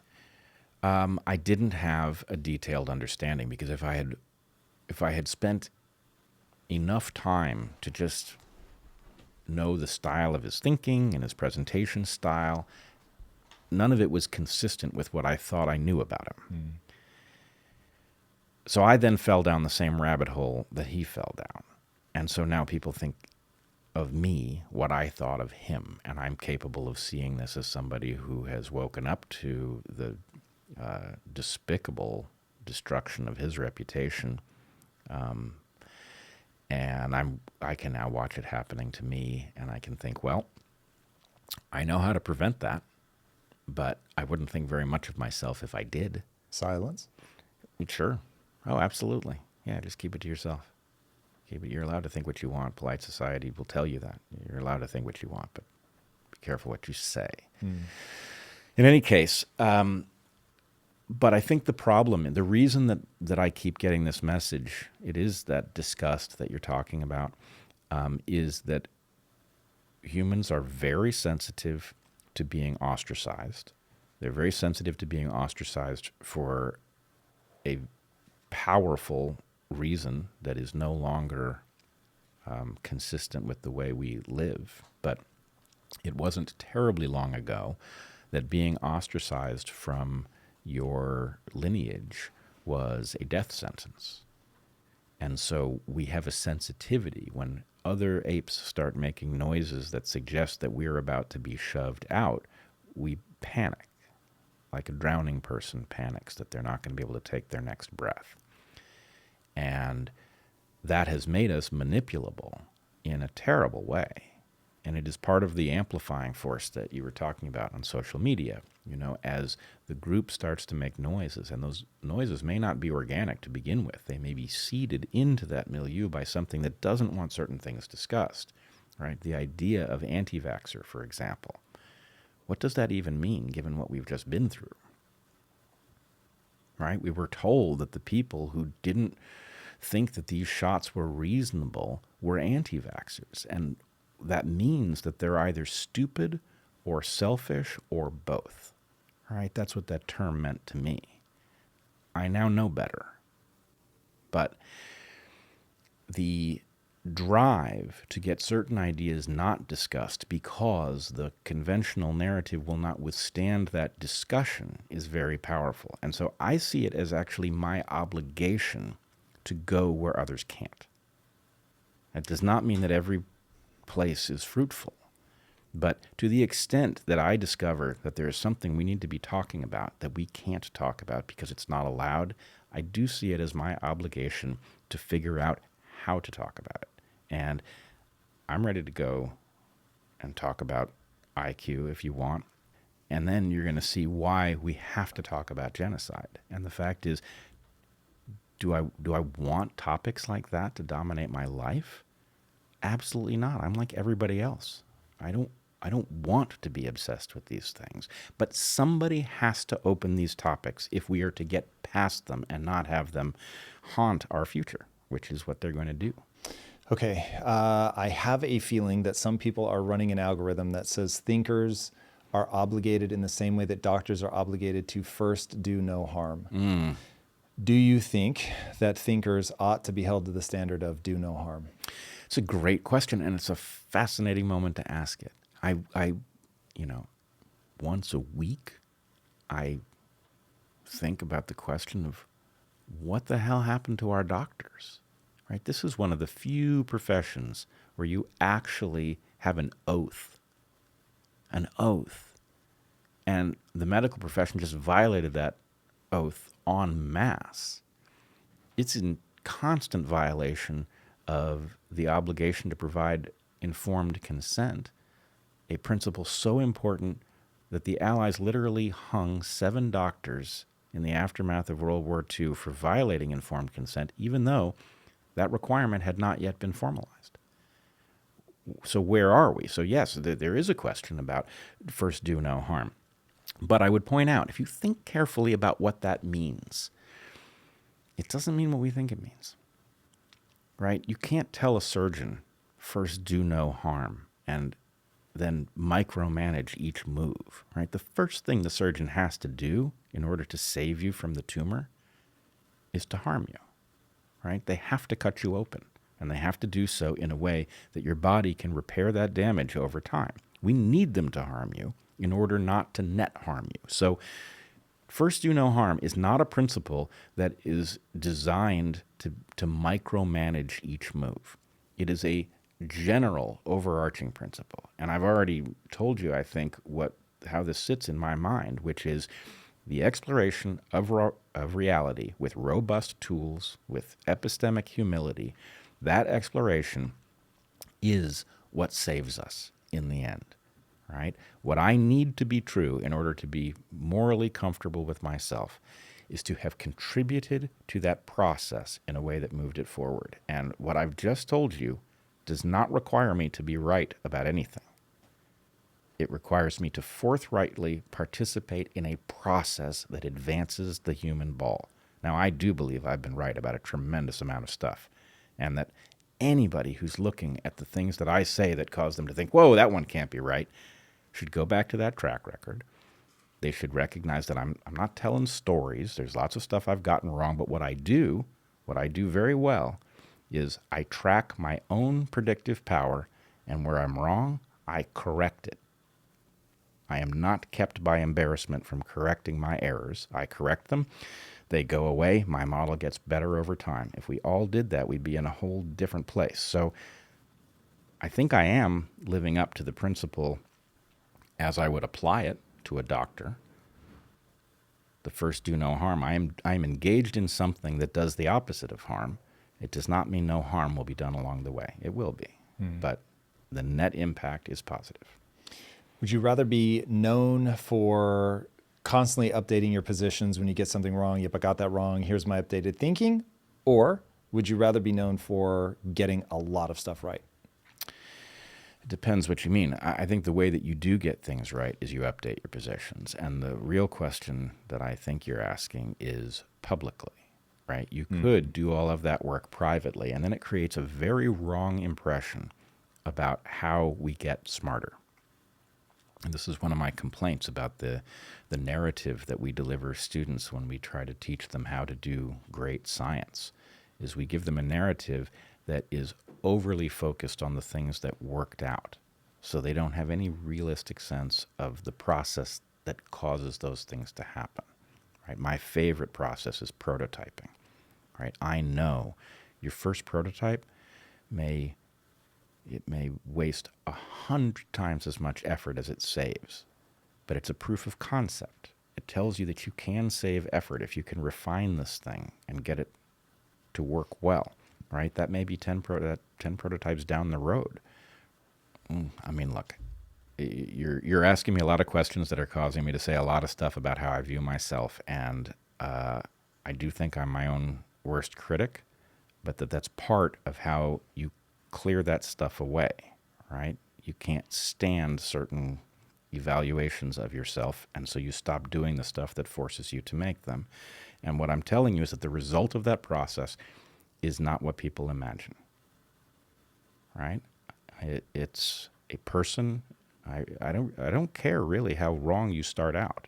If your process actually takes things that you had that were incorrect, flips them so that they are correct, and moves forward on that basis, if that's all you do, it almost doesn't matter how wrong you start out.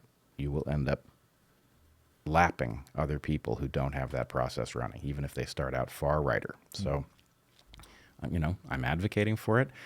I'm using it. I'm also trying to model it. And there is every great idea starts with a minority of one. That implies something. A lot of people can see the logic of that. It kind of logically has to be true. But what that means is that when you have a great idea, the first thing you will hear is that nobody agrees with it, right? You have to be able to get through that phase and not think, oh, well, God, if nobody agrees, it can't be right, right? If you do that, then you're setting your own limit as to how much you can accomplish. If you say, actually, it doesn't mean anything right? If plate tectonics was a batshit crazy idea before it became, textbook gospel, then the fact that an idea is batshit crazy is not an argument against it in and of itself. The question is, does it provide you predictive power? That's always the question. Yeah, that is what I'm trying to get people obsessed with. You know you're closest to the truth when your mental model of the world makes accurate predictions. If it doesn't make accurate predictions, then you have a problem, which is just something I got from business. But yeah, it's distressing how rare people apply that to the world. Going back to nesting this in, people can feel something is wrong.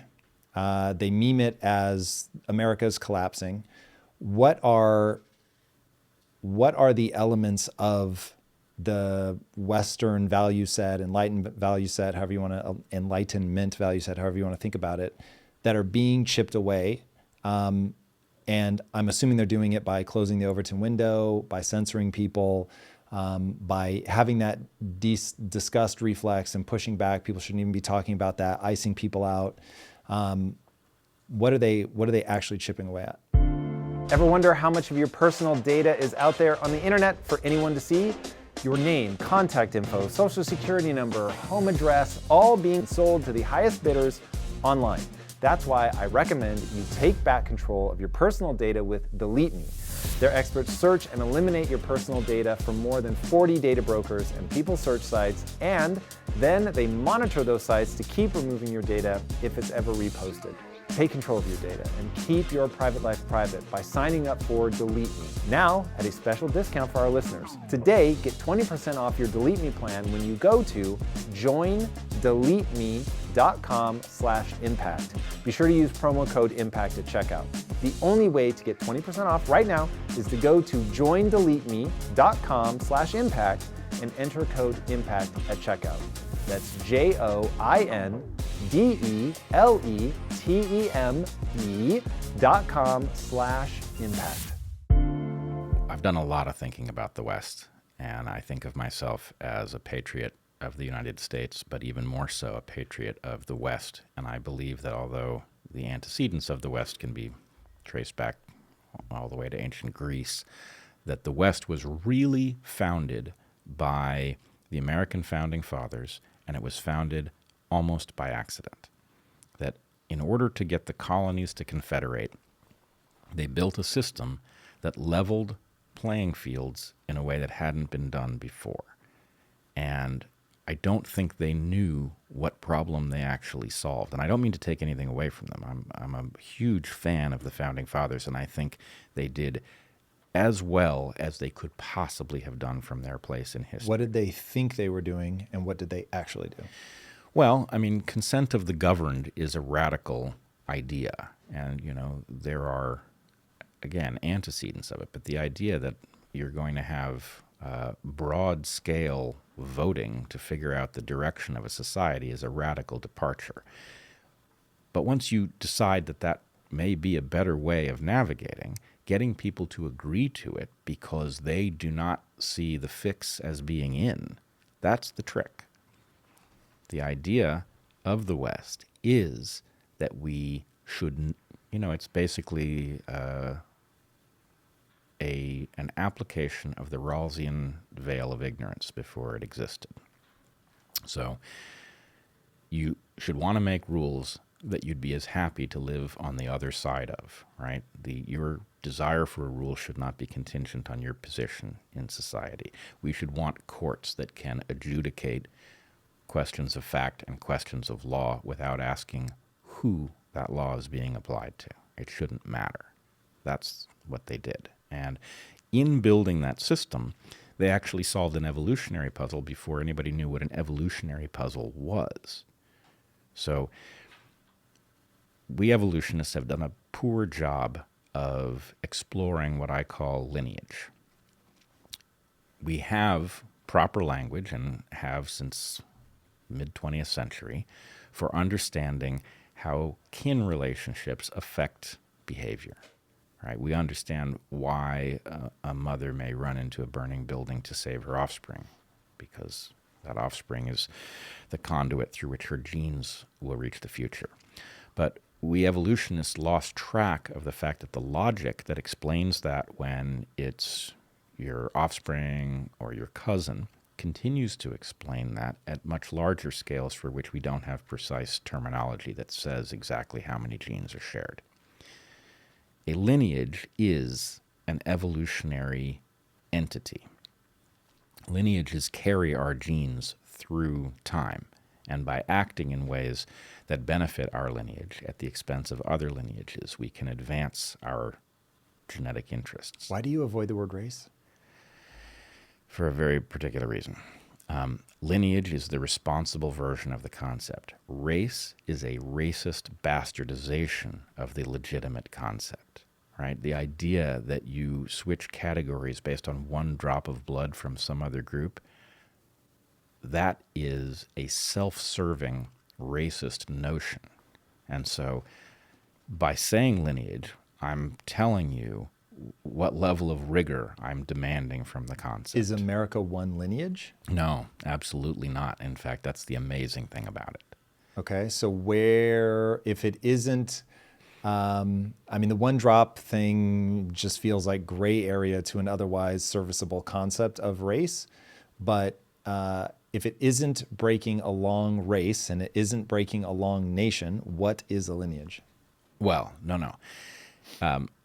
Lineages are the rigorous version of what we sloppily call race. Now, I can define it precisely, and you can extrapolate from it. A lineage is any individual and all of their descendants. Okay? Now, what will not be immediately obvious is that that becomes an absolute power tool of a concept because it is scale independent. If you have no children, you are a lineage. You and all of your children and grandchildren, if you have them, are a lineage. But so too is your species, a lineage. There was a most recent common ancestor and all of its descendants. That's a lineage. Mammalia is a lineage. The idea that these things are in play evolutionarily is very important. It has profound implications. The idea that the way the dynamics in a room play out based on the lineage relationships that are represented there is only something you can comprehend if you've looked at that fractal and you realize that the Frenchman and the Irishman may view each other as competing lineages until the Japanese person walks through the door, right? That these dynamics play out in ways we're all familiar with, and we don't understand that we're looking at an evolutionary story. But back to the founders. In order to confederate the states, the founders built a crude set of level playing fields. Now, they weren't perfectly level, and there were some major flaws in those formulations. But nonetheless, what they had to do to get the signatories to agree was figure out how to level them enough that people's fears were put to rest. But here's where the rubber meets the road on this one. There are two evolutionary bases for cooperation. One of them is genes, shared genes. That's what is flowing through lineages. And that is why lineages more naturally collaborate against other lineages than at random. But there's another basis, which is reciprocal altruism. Reciprocity can take two individuals that look very different and cause them to collaborate because it's profitable to do so. And this is, if you squint at it correctly, the reason that an orchid flower and a hummingbird collaborate, right? Those are very distinct lineages. I mean, one's an animal and one's a plant. That's pretty widely separated. They collaborate not because of their shared genes, of which they do have some. They collaborate because it is profitable for each of them to do so. Now, in leveling the playing fields, the founders created an environment in which people who did come from many different lineages had a basis for collaborating with other individuals irrespective of their lineage background, irrespective of race. Now that is lightning in a bottle. And the reason that it's lightning in a bottle is that if you imagine that there's a lot of productivity to be discovered through collaboration, well, if you decide only to collaborate with people who look like you, how far you're going to get is going to be limited, because some of the best people to collaborate probably don't look like you. So to the extent that you build a system in which people collaborate with whoever else brings the right stuff to the table, you do a lot better. And all of the amazing list of innovations that are American in origin, I believe, is downstream of this very thing, that the founders created an environment in which people collaborated with others. Now, did they tell, racial jokes behind each other's backs? Yeah, they did. They mocked each other and mimicked each other's accents and all of that stuff. But the point is, at the end of the day, there was an awful lot of collaboration that was indifferent to what you look like and who your ancestors were. And once other populations saw how productive that was, they wanted in. So it was a contagious idea. This is why the West is bigger than the United States, is that there's just no argument for behaving in another way once you've seen how good this is in good times. But the problem is, it only works when you are in a period of growth, and we have been in an amazing period of growth. When the growth runs out, blood is thicker than water, and what happens is we go back to our corners, and that's what's happening now. That's why the West is collapsing. That's why our blindness to where we are is going to result in a massive loss for all of humanity, is that it is not going to allow us to avoid that pitfall. We're going to go back to doing what we have done. Genocide is going to become more common and more unavoidable, and anybody who sees that connection would do virtually anything to prevent it from happening, because it's such a terrible loss to humanity.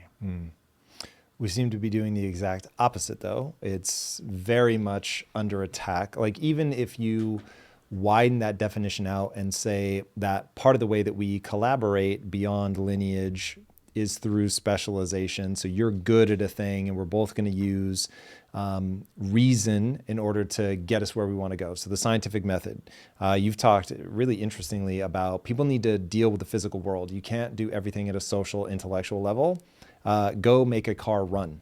Like, nobody has to tell you whether it worked or not. Either the car turned on and it runs, or it didn't. And having that kind of very tactile relationship with something either works or it doesn't becomes really, really important. So we are living in a time where that very process of rationality is being hand-waved away as somehow white supremacist or whatever, which is crazy town to me. So how do we protect this little ember? So if we're right now stopping people from talking about things, censoring people to death. In fact, one thing I'd love to hear you talk about is Don Lemon and Elon Musk, and Elon saying, you want censorship so badly you can taste it. I thought that was a great line and really endemic of something far more than just Don Lemon. I think a lot of people want to moderate and make sure that some things just can't be talked about. So anyway, how do we protect that little flame when it is under assault from so many different directions? I mean, it's a great question, and I think it's what we've been getting at for this whole discussion. I may be wrong about how we protect it, but in my opinion, the thing to do is to understand it, to understand what it's doing for us, to understand what the likelihood is of whatever replaces the system exceeding it in this capability. I think the chances are almost nil. If you destroyed this system, what will replace it, it will look a lot like history, and it will be a lot worse, which is not to say that we should ignore any of the glaring defects of our system, but we should at least compare it to something other than phony utopian alternatives that have never been established to be possible. So anyway, I'm trying to do it. I'm trying to explain why we've got it pretty good, why addressing the flaws of our system will always be better than scrapping it in favor of some system that hasn't shown any promise in accomplishing what we've got. And I think also exploring, why history looked the way it did, right? There is a reason to talk about Hitler. And my term for Hitler is rational monster, right? I don't diminish the horror of what he did, obviously. In fact, I'm more familiar with it than most. But understanding why that would have happened, if you imagine, the reason I engaged in that exploration when I was a college student was I was afraid that it was just too easy to dismiss him as nuts. If you dismiss Hitler as nuts, well, then there is nothing to be done to prevent the next one, right? You can't prevent radical dysfunction. Somebody's going to be radically dysfunctional. If that's it, it's just there's nothing to be said. On the other hand, a rational monster can be disincentivized from doing what they do. You can prevent Hitler from emerging by making it irrational to do what he did. How do we decide who's an irrational monster? We don't have to. We don't have to. Okay, so this is actually bringing back a bunch of threads. Let's take the case of rape, right? And let's remember that the reason that rape is on the table here as a topic is that it's the shallow end of the pool with respect to how knowledge helps us prevent something that all reasonable people agree is terrible. Mm-hmm. A rapist can pass their genes into the future by raping. Civilization can prevent men from doing this by driving the cost up so high that it's not worth it, that the profit that can be made by doing this is small or negative. But even more importantly, let's just notice that rape is essentially impossible for many men to commit. And the reason is because it's not a turn on, right? In order to rape, you have to be turned on by the process. So why is it that so many men are really incapable of it? Is that genetic difference? No. It's a developmental difference. We have the power to make rape disgusting. And if we do make rape disgusting, then it becomes vanishingly rare by virtue of the fact that it's just off the table for most of the people who are physically equipped to do it. That is an important leverage point. We, as a society, ought to hold values that cause us to raise boys in such a way that rape is disgusting to them by the time they become adults. And that's readily possible. So if you didn't have the discussion, if you said, well, look, I don't want to hear any discussion of why rape happens because you're going to legitimize it, then you never get to the point of realizing, oh, well, actually, we have a tool at our disposal. It's not a simple one. It's not, you can't snap your fingers and make it go away, but you can say, well, 3 generations from now, would we like rape to be a historical consideration and not a modern consideration? Of course you would, right? The leverage point exists in understanding it, but you have to have the courage to get to the end of the book before you realize that you have that tool at your disposal. Now the question is, rape is loosely analogous to genocide. Rape is the individual version. Genocide is the lineage level version. Do we have a tool that takes genocide off the table if we are capable of understanding why the idea keeps reemerging? Right? We said never again after the Holocaust, but how many genocides have we seen since? Never again didn't work. So if you really believe in never again, then the question is, well, what tool gets us to never again? And I would argue that I don't know what the tool is, but I will tell you the most likely place to find it is with an unflinching investigation of genocides, their causes, and any instances in which they've been averted through wisdom or the altering of incentives or whatever it may be. So why am I going down that road? Is it because there's something perverse about me? Am I fascinated by despicable historical patterns? No, I'm terrified by them, and that's why. I really think the route to preventing them comes in understanding them. Interesting that we have to, you're spreading the meme through the layer of culture. You're saying we have to bake into culture that this is just absolutely abhorrent. I think what people are going to, people may or may not hear, but as you were saying it, this was the first thing that I thought, is that this idea ends up becoming so identified with being disgusting that it trips the disgust filter, which then makes people want you to stop talking about it. And so there's a potential fascinating oscillating loop of people force other people to stop talking about it so much that it becomes so taboo that suddenly it has to be reinforced. It's possible that we're living through a moment like that with certain things, though I'm either old school, but rape is still pretty disgust triggering for me. Yeah. Does not feel like that needs reinforcing. Wait. Yep. I think we're missing something, though, because, I'm not into porn. I think porn is a terrible error. I'm not against erotica. It's not that erotic content throws me, but... Interesting. You have a line, though. Oh, erotica fine, porn bad. Yes, porn apocalyptically bad. Can you draw a line? I can. I can't operationalize the line, but I can tell you exactly where the line is. Okay. The line was the motivation for the production of the content profit? Interesting. Okay. You could make great art and get paid for it. In fact, I think you aspire to this. Yes.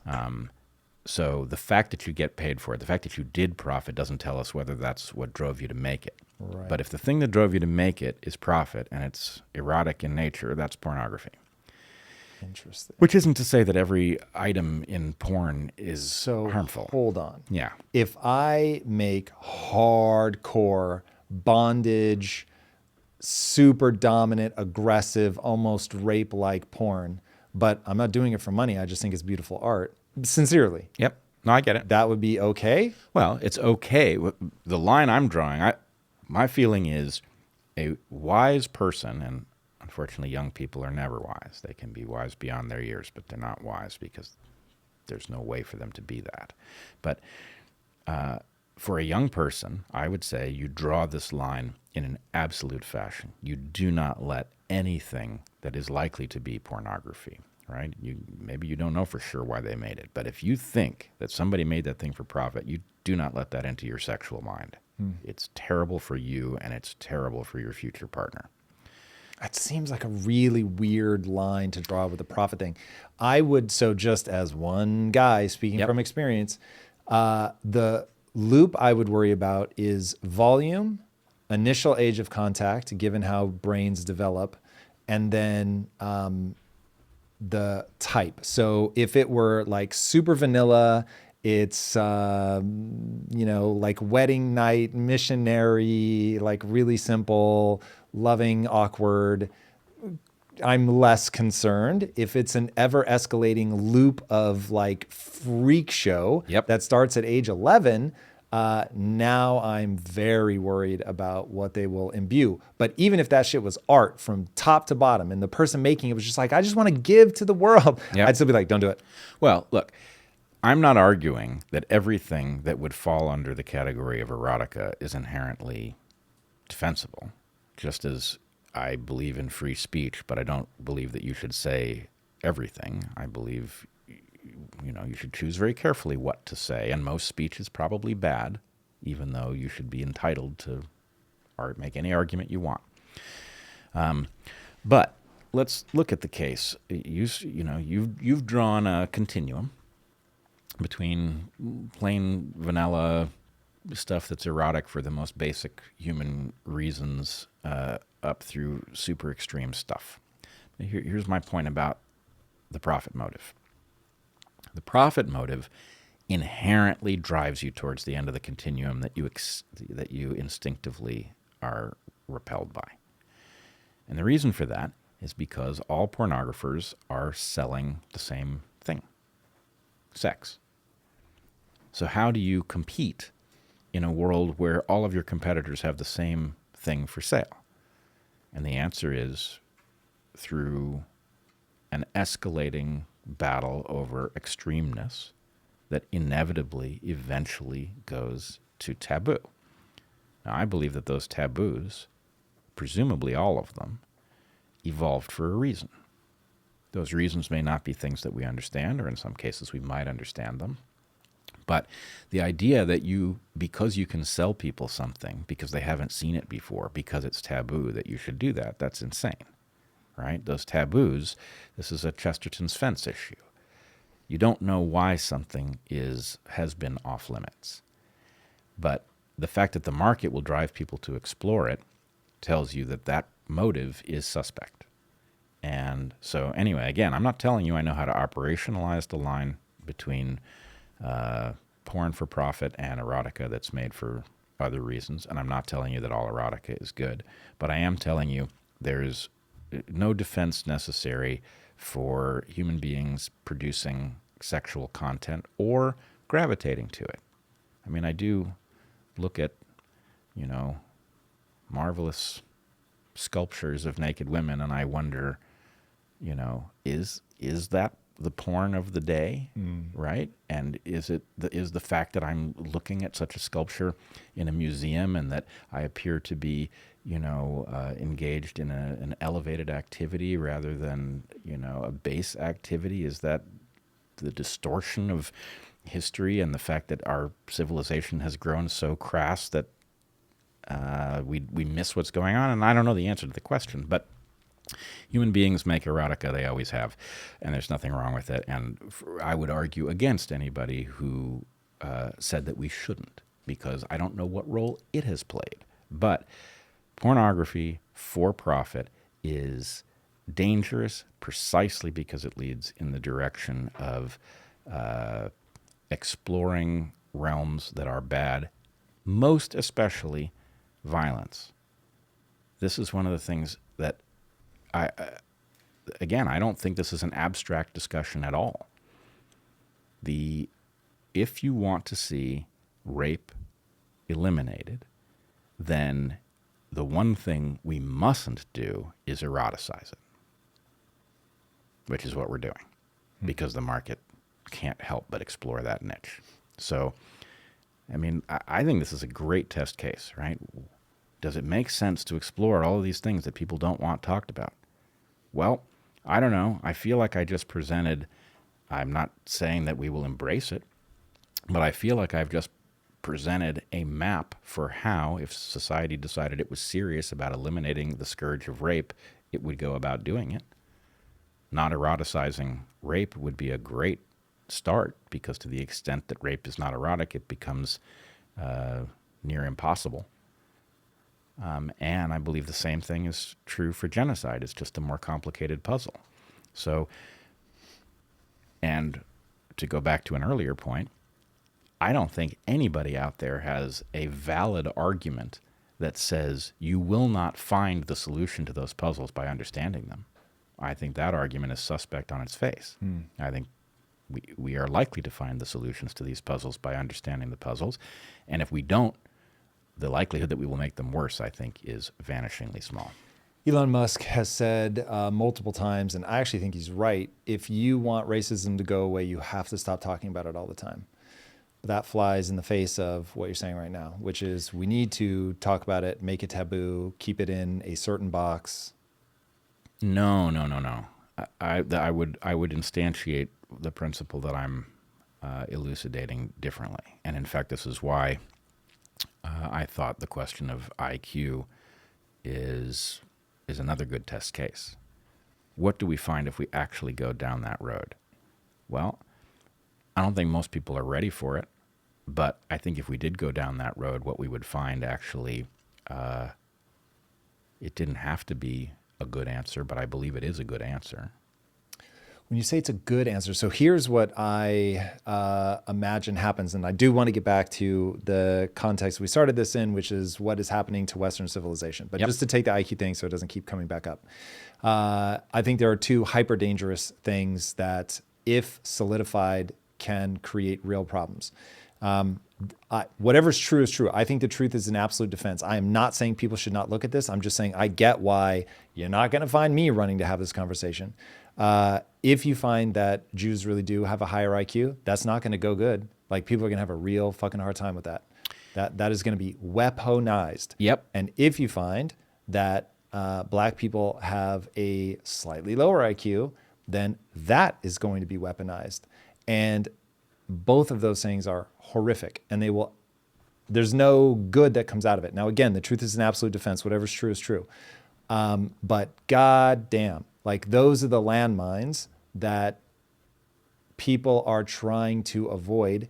And given that I think ideas really do run the things, they run the cultural currents that there are some ideas I just don't want to spend a lot of time with. I get it, but I think, and I get it really well, because I do think that if the truth were as simple as what you just outlined, and the implication were the one that you didn't state but was carried in what you said, that would be a disaster for humanity. And it's possible. I'm not interested in that answer. I'm relieved that I don't believe it's true. But here's the thing that was missing from your description, your hypothetical description of a bad answer that would do harm to humans to explore it. To say that IQs differ between populations is almost certainly true, and substantially so. Sure. That is not what most people hear when they hear a claim like that, is that that must mean that the genes produce those differences. That's not what it means. And the difference between distinctions in cognitive capacity that are the result of genetic differences between populations and the significant distinctions in cognitive capacity that are the result of things that are developmental is all the difference in the world. All right? If you knew that there were important distinctions between populations, but that those distinctions were not based in genes, then the answer is, oh, well, can we level everybody up? Is part of the game the reason that people are blinding each other about keeping your competitors in the dark? This is obviously an undercurrent for the cryptic warfare between populations.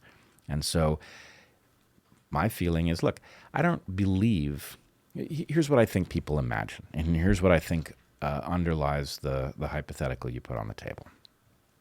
People look at sport, and they think they know what must be going on with the brain, right? Because it seems like it should be analogous, right?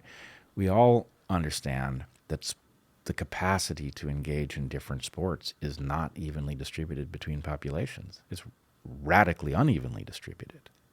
And somebody who hasn't thought deeply about this may say, well, it seems like there should be every analogy between cognitive capacity and physical capacity. And so I think we know the truth about the differences between races because we've seen it, on the basketball court and the hockey rink and the long jump pit and all of that. It's a bad analogy.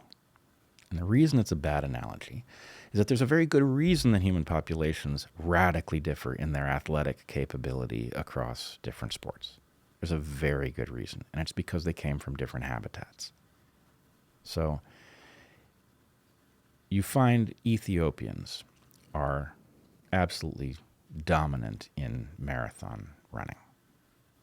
Why? Oh, because Ethiopia is really frickin' hot. And the key skill, if you're an Ethiopian at a physiological level, is the shedding of excess heat, right? The ability to build up too much heat is lethal. And so they become lanky and lean, right? They are shaped in such a way that maximizes their surface area to volume ratio so they can shed heat. It's the exact inverse of what an Inuit has. Why are Inuits round? Well, Inuits are round because it's freaking cold, and you want to shed as little heat as possible. So you want to minimize the surface to volume ratio if you're an Inuit. And so why are the Inuits not dominating marathon running? Because they come from the Arctic. So the reason that humans differ across all of these physical capabilities is that different habitats select for different things. You would expect them to differ because is it better to be round or lanky? Well, tell me where we're going to compete and I'll tell you which, right? There is no better. It's all about adaptation to particular habitats. This is not true cognitively. There's no habitat that selects for stupidity. What's more, the ability for genes to alter your physical structure, right, the ratio of one bone to another, is tremendous. But that's not how the mind forms. There aren't enough genes to build a mind by blueprint. The mind is the result of a very basic process that is set in motion that then is exposed to all of these developmental influences. So here's the bitter pill of IQ. Populations differ in their cognitive capacity as adults. That does not say that those differences came from the genome. And here's another bitter pill. There have to have been, in evolutionary history, significant differences in cognitive capacity between populations that did come from the genome. In order for our brains to have gotten as large as they did, those with more capacity had to have outcompeted those with less capacity. So that did happen. It is possible. But the question that we are left with, the one that we are avoiding because of what we see on the basketball court and because of what we see, on the soccer field, the question that we are avoiding is, what would you have to do to democratize the things that make us smarter? My feeling is every population is undershooting the mark substantially, right? We have not properly studied the question of what developmental environment actually makes you smarter, right? And we are not doing well. I think it could be done much better, and you would find every single population on Earth would rise radically if we actually put kids in an environment that brought the best out of their capabilities. But what I don't see is a substantial reason to think that within a species with lots of interbreeding, that we have these genetically based cognitive differences that reside in one population and not another. It doesn't make sense that they would. So, what was that? 8 minutes? 8 minutes, and what I've said is there is a very strong chance that by avoiding the question of how cognitive capacity is distributed by lineage, that you are avoiding the remedy that might make us all radically smarter and neutralize the differences. Do we really want to avoid that question?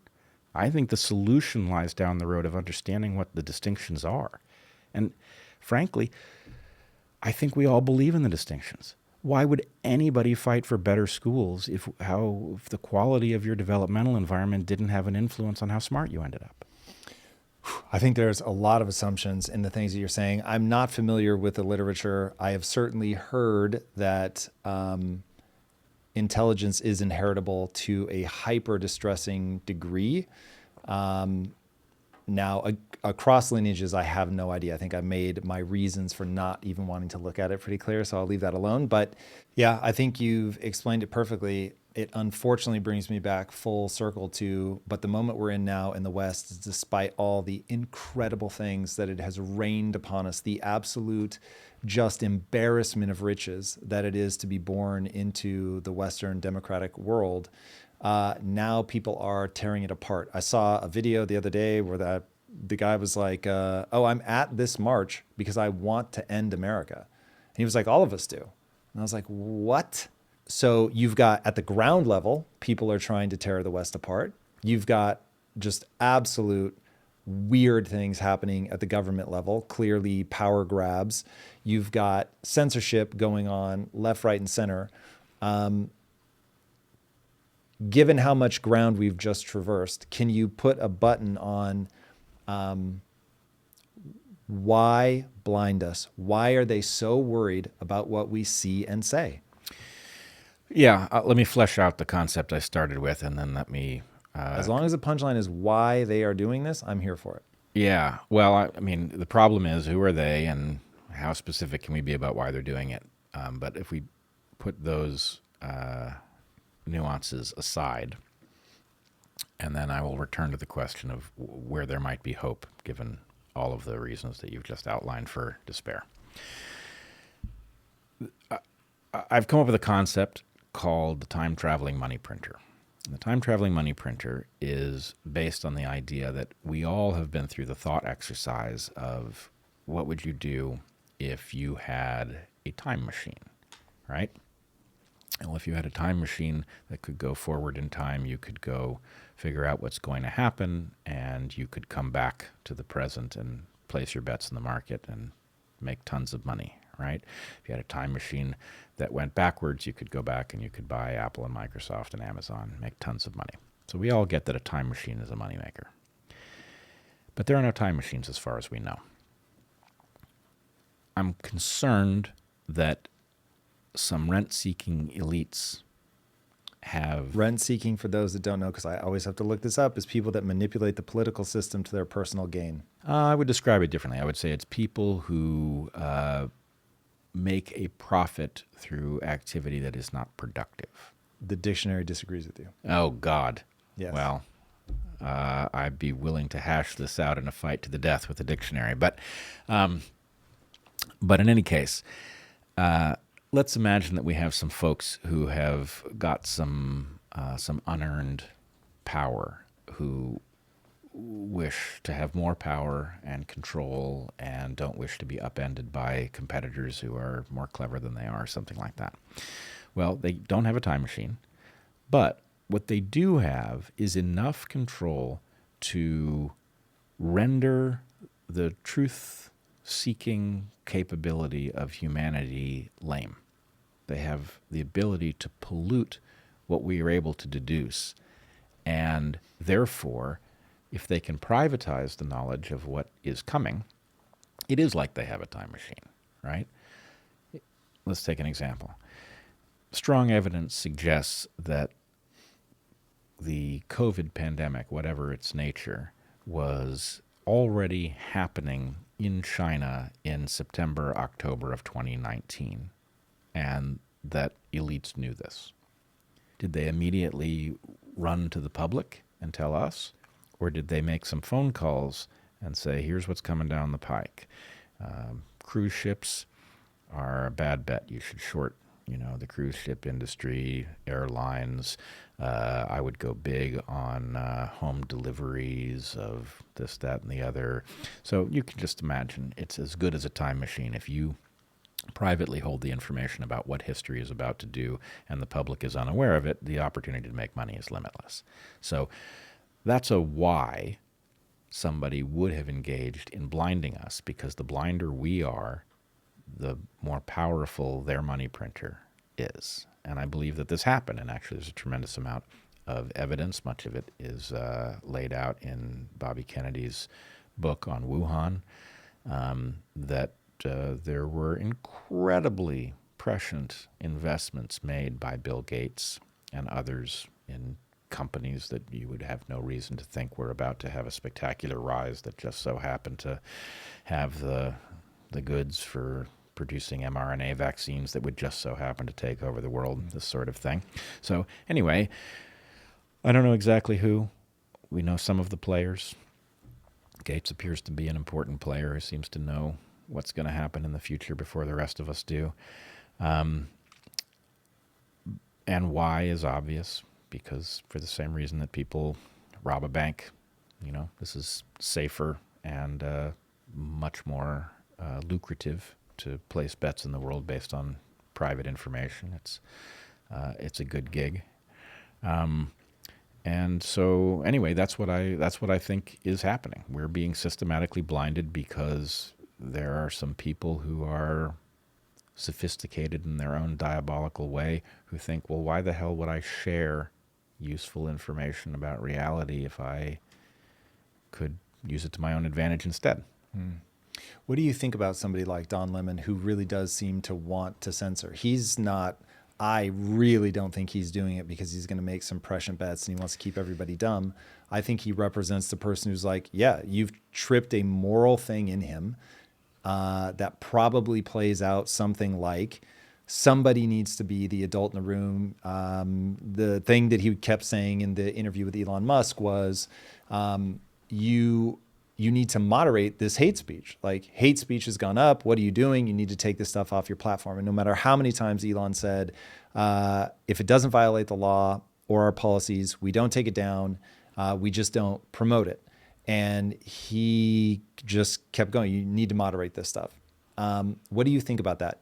Is moderation propaganda for censorship, as Elon says, or is it the flagrant embrace of hate speech that Don Lemon sees it as? Well, I know very little about Don Lemon, except that the 6 times he has risen to my awareness, he's been impressively foolish. So I don't know what that is. I don't know that he's organic or not organic. I don't know what his role in the universe is. But let's put it this way. You've got a vacuum of comprehension based on the sabotage of our educational institutions. So people are dumber. Intentional sabotage? I don't know. I assume the same. Think about it this way. An institution that makes other people's kids smarter would be viewed hostilely by ruthless players who wished to take every advantage they have and parlay it into wealth and power.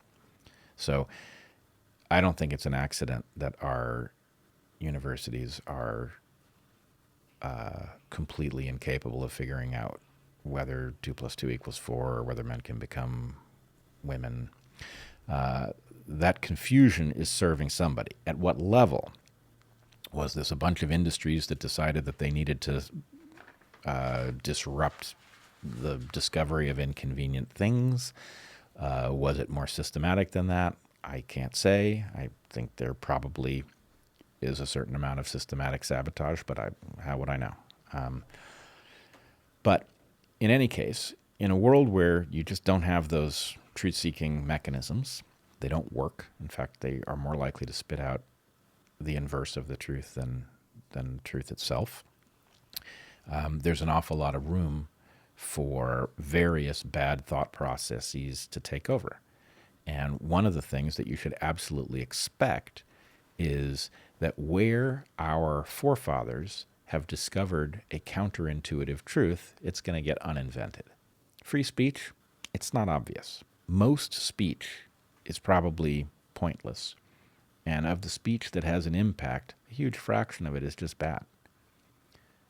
So, of course, somebody with a childlike view of the universe would think, well, why don't we just get rid of the bad speech? And certainly there are some things that are so obviously bad speech. Let's just start with that, right?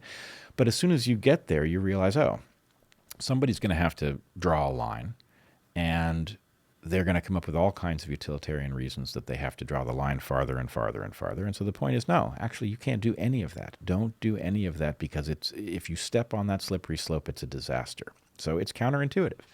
Likewise, the standard and burden of proof in a court is also counterintuitive. Most of the people that we charge with a crime are probably guilty. So why would we force the state to prove that beyond a reasonable doubt? Why wouldn't we just say, well, if the evidence suggests that the person committed the crime, they probably did, and, how often is that going to go wrong? No. Founders, they had a counterintuitive understanding, which is the power of the state is too ferocious, and that you have to hobble the state in order to give a person a fighting chance, because even if on the average day a person where the evidence points to their having committed the crime probably did, if anything causes the government to take a dim view of political competitors or whatever, the government needs to be hobbled in its capacity to rob you of your freedoms, right? That's counterintuitive. So anyway, my point would be, we have lost sight of all of the things that we used to understand, right? There are men and there are women. We used to understand that. Now it's some crazy battle, right? 2 + 2 = 4. Yep, the symbols are arbitrary, but the concept is not the least bit arbitrary. It doesn't need discussion, right? But it's now up for discussion. Is pedophilia bad? Yeah, we used to know that pedophilia was really bad, and there was no reason to, play devil's advocate over this, and yet suddenly this topic is back on the table. So we are losing sight of all the things that we understood, all of the bedrock that civilization is built on. That's in part because the vacuum of understanding and the sabotage of education is opening the door to us just simply dusting off concepts that we had gotten past. But the other thing is that when somebody is advocating for censorship, what probably happened is they find themselves in a temporarily advantaged position, and they would like somebody to hard code the biases that favor them in the moment so that they continue to. And they don't understand that they are very likely to end up on the wrong end of those very same principles, and therefore the wise position is, no, we don't do that. We don't do that. It means you're going to have to tolerate some bad speech. Yeah. Yeah. I think that's exactly what that boils down to, is people not being able to project out where that ends up, how that comes back to bite them in the ass. And one thing that we haven't talked about is that being able to talk is the same as being able to think. And so if you really want to hobble people and keep them dumb and keep them under your thumb, just make it hard for them to clarify their own thoughts and to put ideas out into the marketplace and see what comes back. It's very interesting. We've got the people trying to grapple with the current situation, which isn't just we're being blinded. That's certainly part of it. But part of the milieu is just all the foundations are gone. And that unmoored us in ways that Nietzsche warned us about. And now that those chickens are actually coming to roost quite some time later, but it's really playing out. People are trying to re-embrace the traditional. Okay, and now broader thing, you've got all this crazy shit going on in the government, including whatever the hell the migration crisis is. Feels like we're being bombarded from every angle. And just in time, we've got AI to confuse things, to make us not be able to even trust our own eyes, to I just don't even want to think about what it's going to do in the 2024 election. But it feels like that while I'm very optimistic about where AI takes us, I worry about this valley that we're going to have to cross in order to get to the other side. And it feels like it's just like another one of these things that gets lumped on top of us. Do you have like a family rule about AI? Is it embrace it as fast as you can? Is it be wary of it? How do you think about it? We have been avoiding it. And I think this is an open question because avoiding it is concerning. You don't want to get left behind if the skill of the future is wielding that tool better than others. You don't want to be left behind. But I'm concerned about contacting it. I believe what we are doing here, what we do on Dark Horse, the world of people hashing these questions out is not entertainment. I believe we're hashing this stuff out for a reason. And whether we think of it in these terms or not, we are attempting to build up a toolkit in a population of people that maybe they participate in some podcasts, maybe they watch podcasts, whatever they do. But if you and I are having a conversation, we stand in for an audience that is in some way involved in this conversation. Maybe we imagine them listening and try to phrase things so that they follow it. But we're advocating for a set of values. We're advocating for some beliefs, things that seem certain enough that you could put your weight on the ice. And I think we are building up capacity for an increase in the dosage of the hallucinogen that is effectively in our water, right? And I will say there's a part of me, I've done some hallucinogens, didn't do a ton of them, but enough to have really thought carefully about what the impact was. And one of the things that I am grateful for is to have experienced those states of mind and then returned to a normal state of mind allows you to be skeptical of your own thought process at a high level, right? You see things that aren't true. And then, while you're hallucinating, or you're saying when you come back? Well, presumably That's both. what you realize, yeah. But here's the thing. As society has gone nuts and it's advocating for a bizarre portrayal of the facts, and I have a sense of what I think is true, there is a part of me that knows what it is like to believe false things as if they are transparent realities in front of your eyes. And so I think that would be a useful experience for people to have, so that at the point that they are arguing vociferously for some perspective, some part of them is aware that they could be convinced of this and it be absolutely false. That is an experience that we all need to have had, given what we are living now and what is certain to get worse in the near future. It's interesting. I've not looked at this closely enough to know how people respond, but from the little bit that I've seen, it seems most people take away the exact opposite, which is, oh my God, there's a door and you just open it. Now I'm in this totally real thing that shows me that there's more to life, that God is real and dimensions and aliens. And cue the comments. People will say Tom's never done DMT, so he doesn't understand that, of course, we all visit the same alien or whatever the thing is. Which I agree, I have not. And so it is entirely possible that I walk away from that. But I have a worldview that tells me I will walk away saying it felt like I encountered an alien. But what I know about my mind is that it works in a certain way, that it has an essence. And if all human minds have the same essence and that thing unlocks this sense of presence or whatever, that it probably has a lot more to do with that than it does that I actually ended up meeting something. Totally agree with you. Totally agree with you, which is part of the and I will tell you, in an effort to become the world's biggest buzzkill, I have taken up arms against the idea of entertainment or recreation, both of them. Full stop? Kind of. Do tell. It's a lot. It's a lot like my position about pornography versus erotica. Interesting. What are you worried it's doing to your mind? Wasting it. Really? Yeah. But look, here's my point. If hallucinogens aren't your thing, if it's not something you should be doing, don't do them. If it is something you should be doing, don't do them recreationally.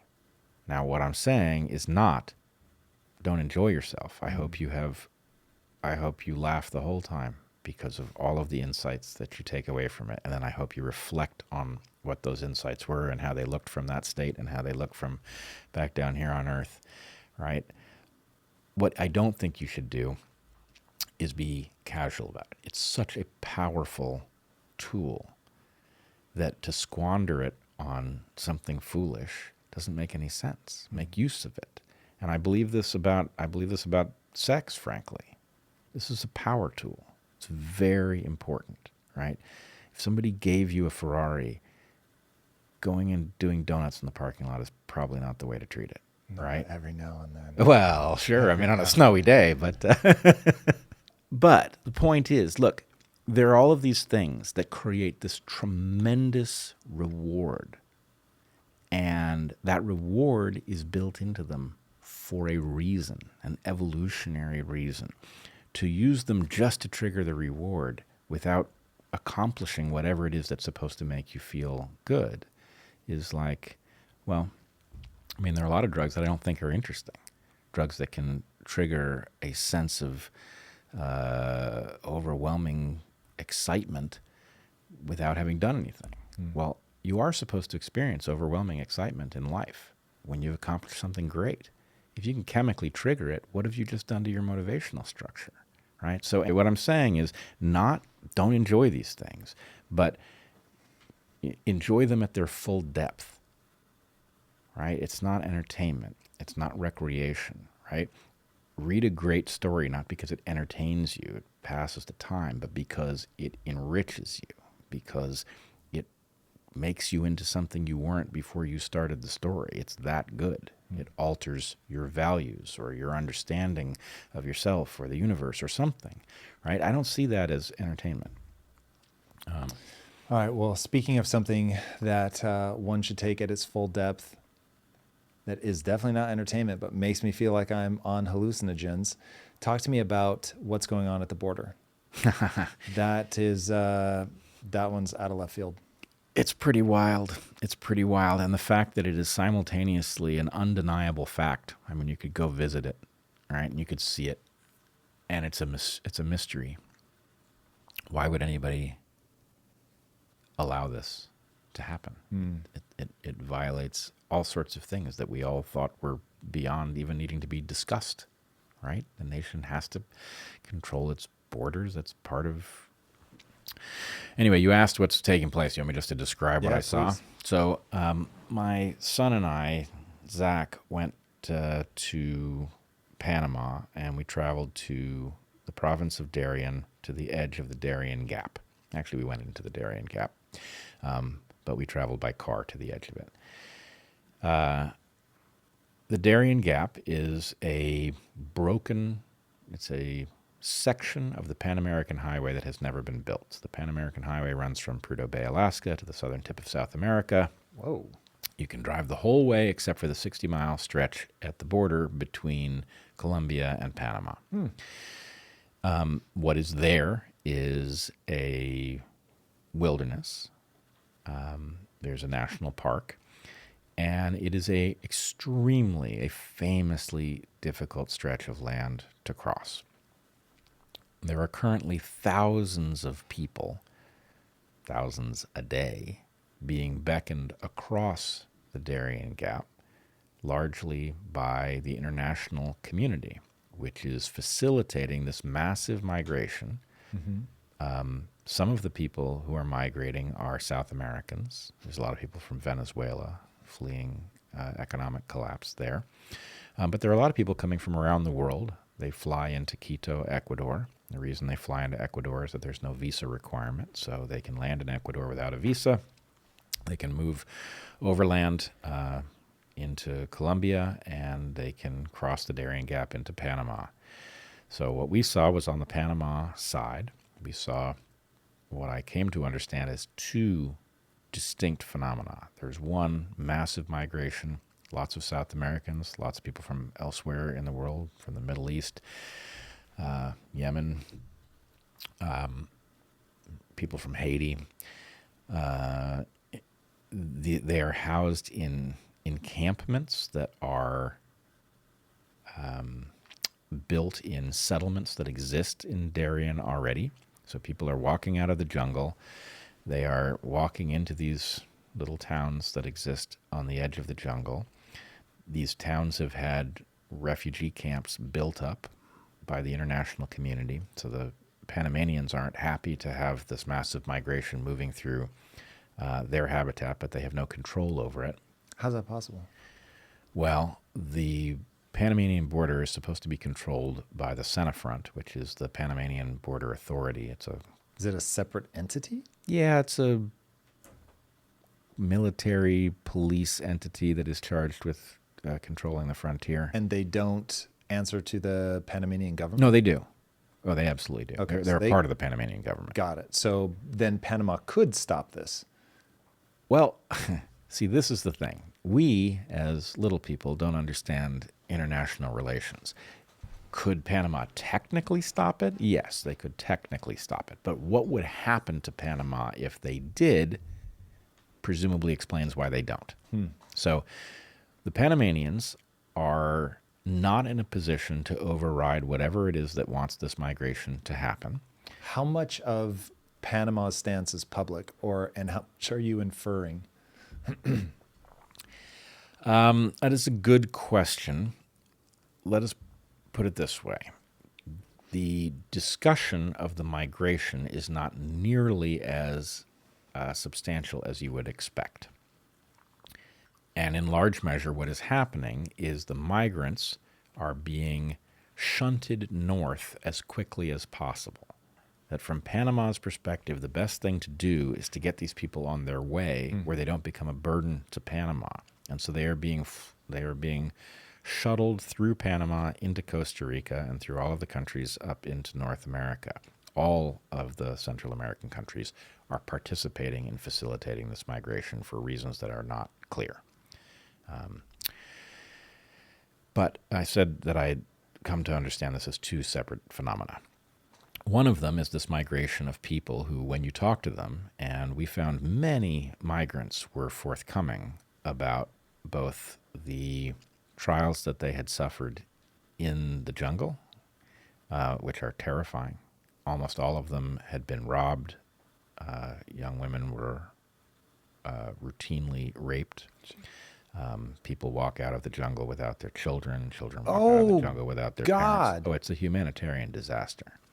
Yeah, the Darien Gap is a very difficult piece of habitat to traverse if you know what you're doing.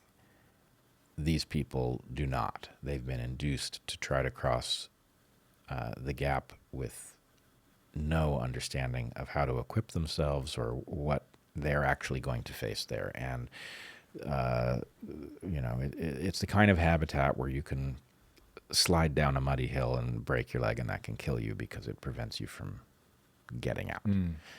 So it takes accidents and greatly enhances their lethality. But you've got this migration. All of the migrants who will speak to us are economic migrants. They're all very clear about this, which means they're not eligible for political asylum in the U.S., though that is the basis on which they are crossing our southern border. But there is another migration, which is housed separately, which I found very surprising.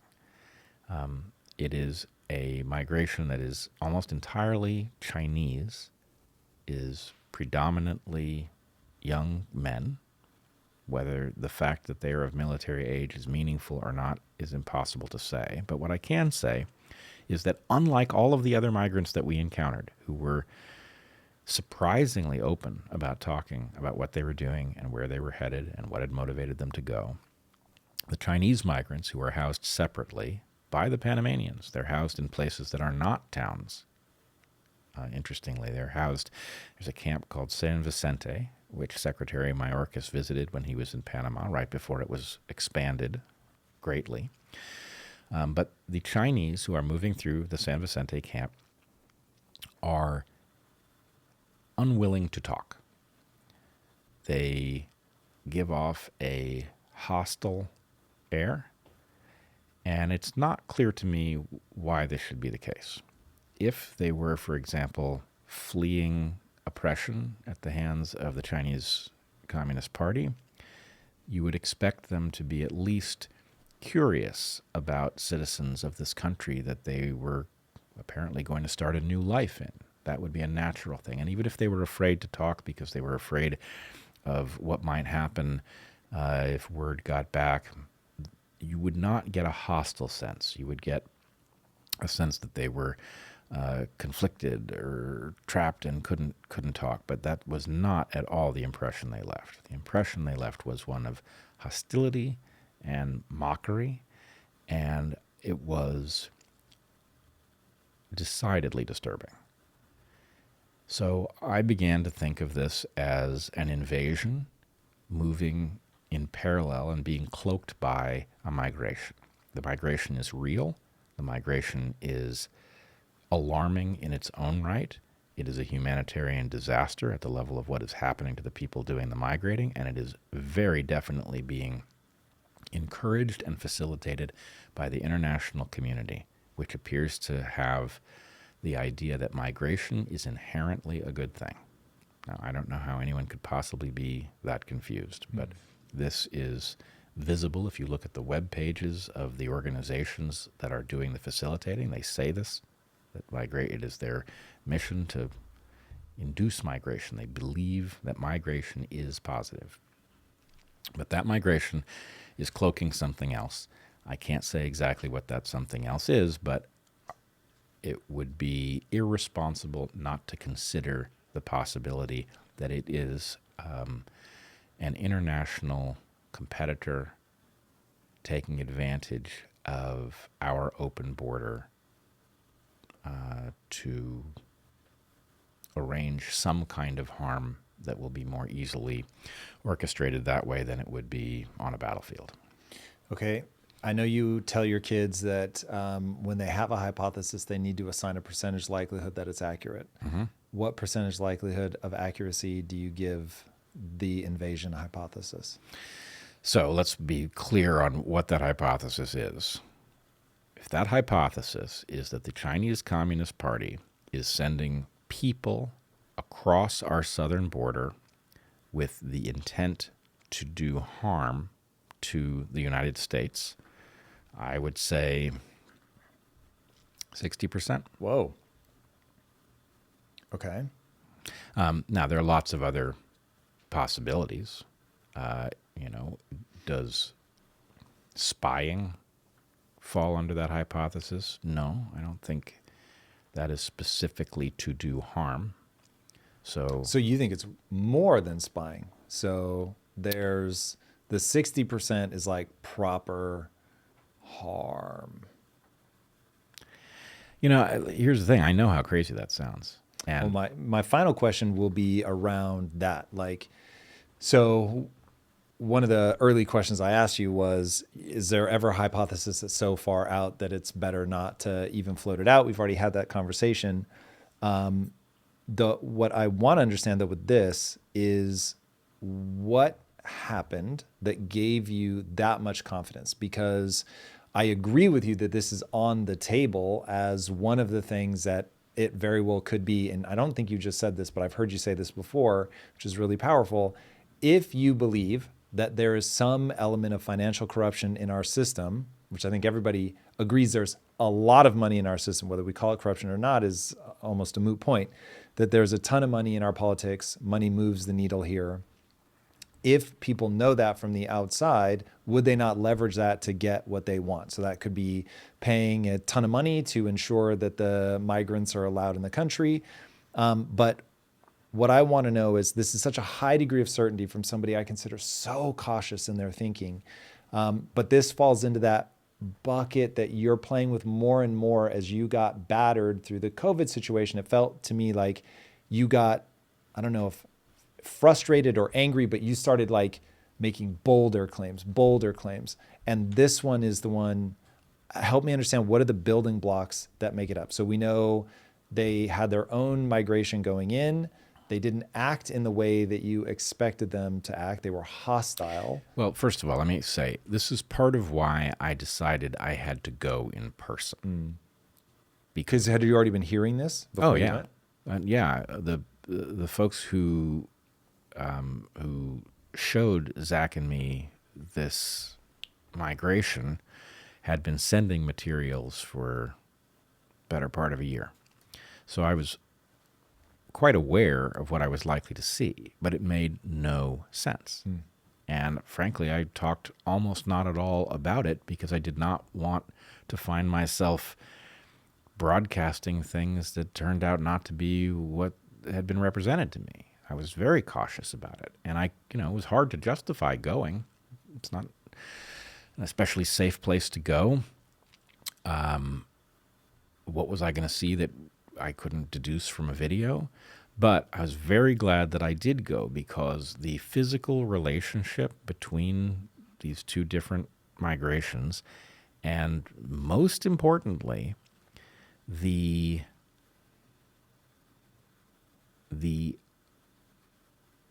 approach that the migrants in the Chinese camp had to us was unmistakable.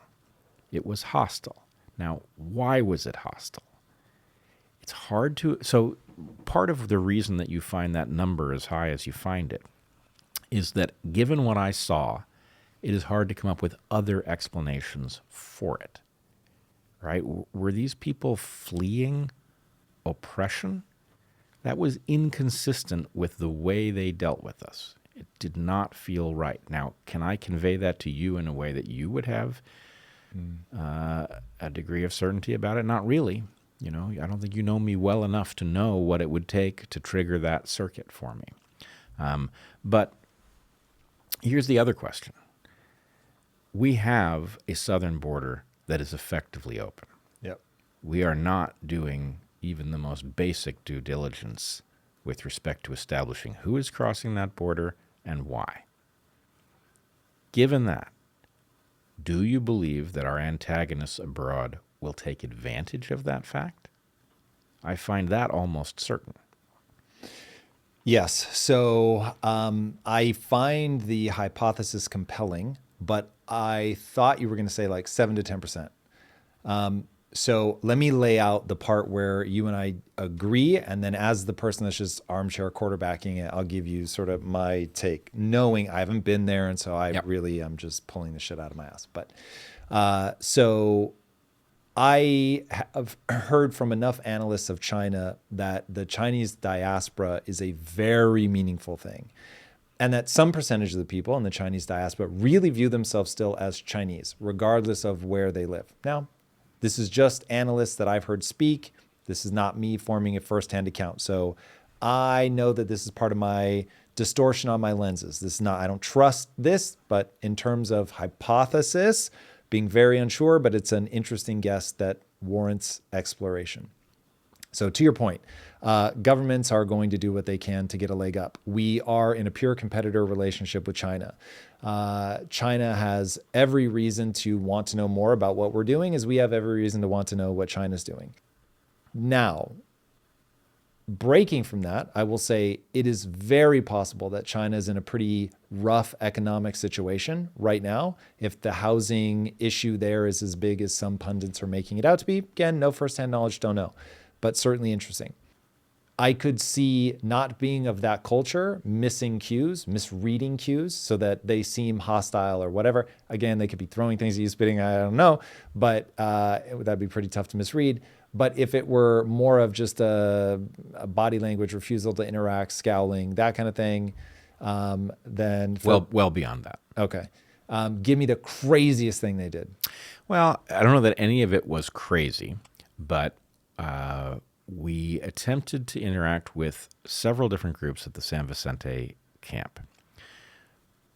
One gentleman attempted to mislead us into believing that he was Korean, and Michael Yan, who took us to Darien, who has spent time in China, tripped him up and revealed that this was a deception, at which point there was laughter amongst the group who had witnessed this attempted deception.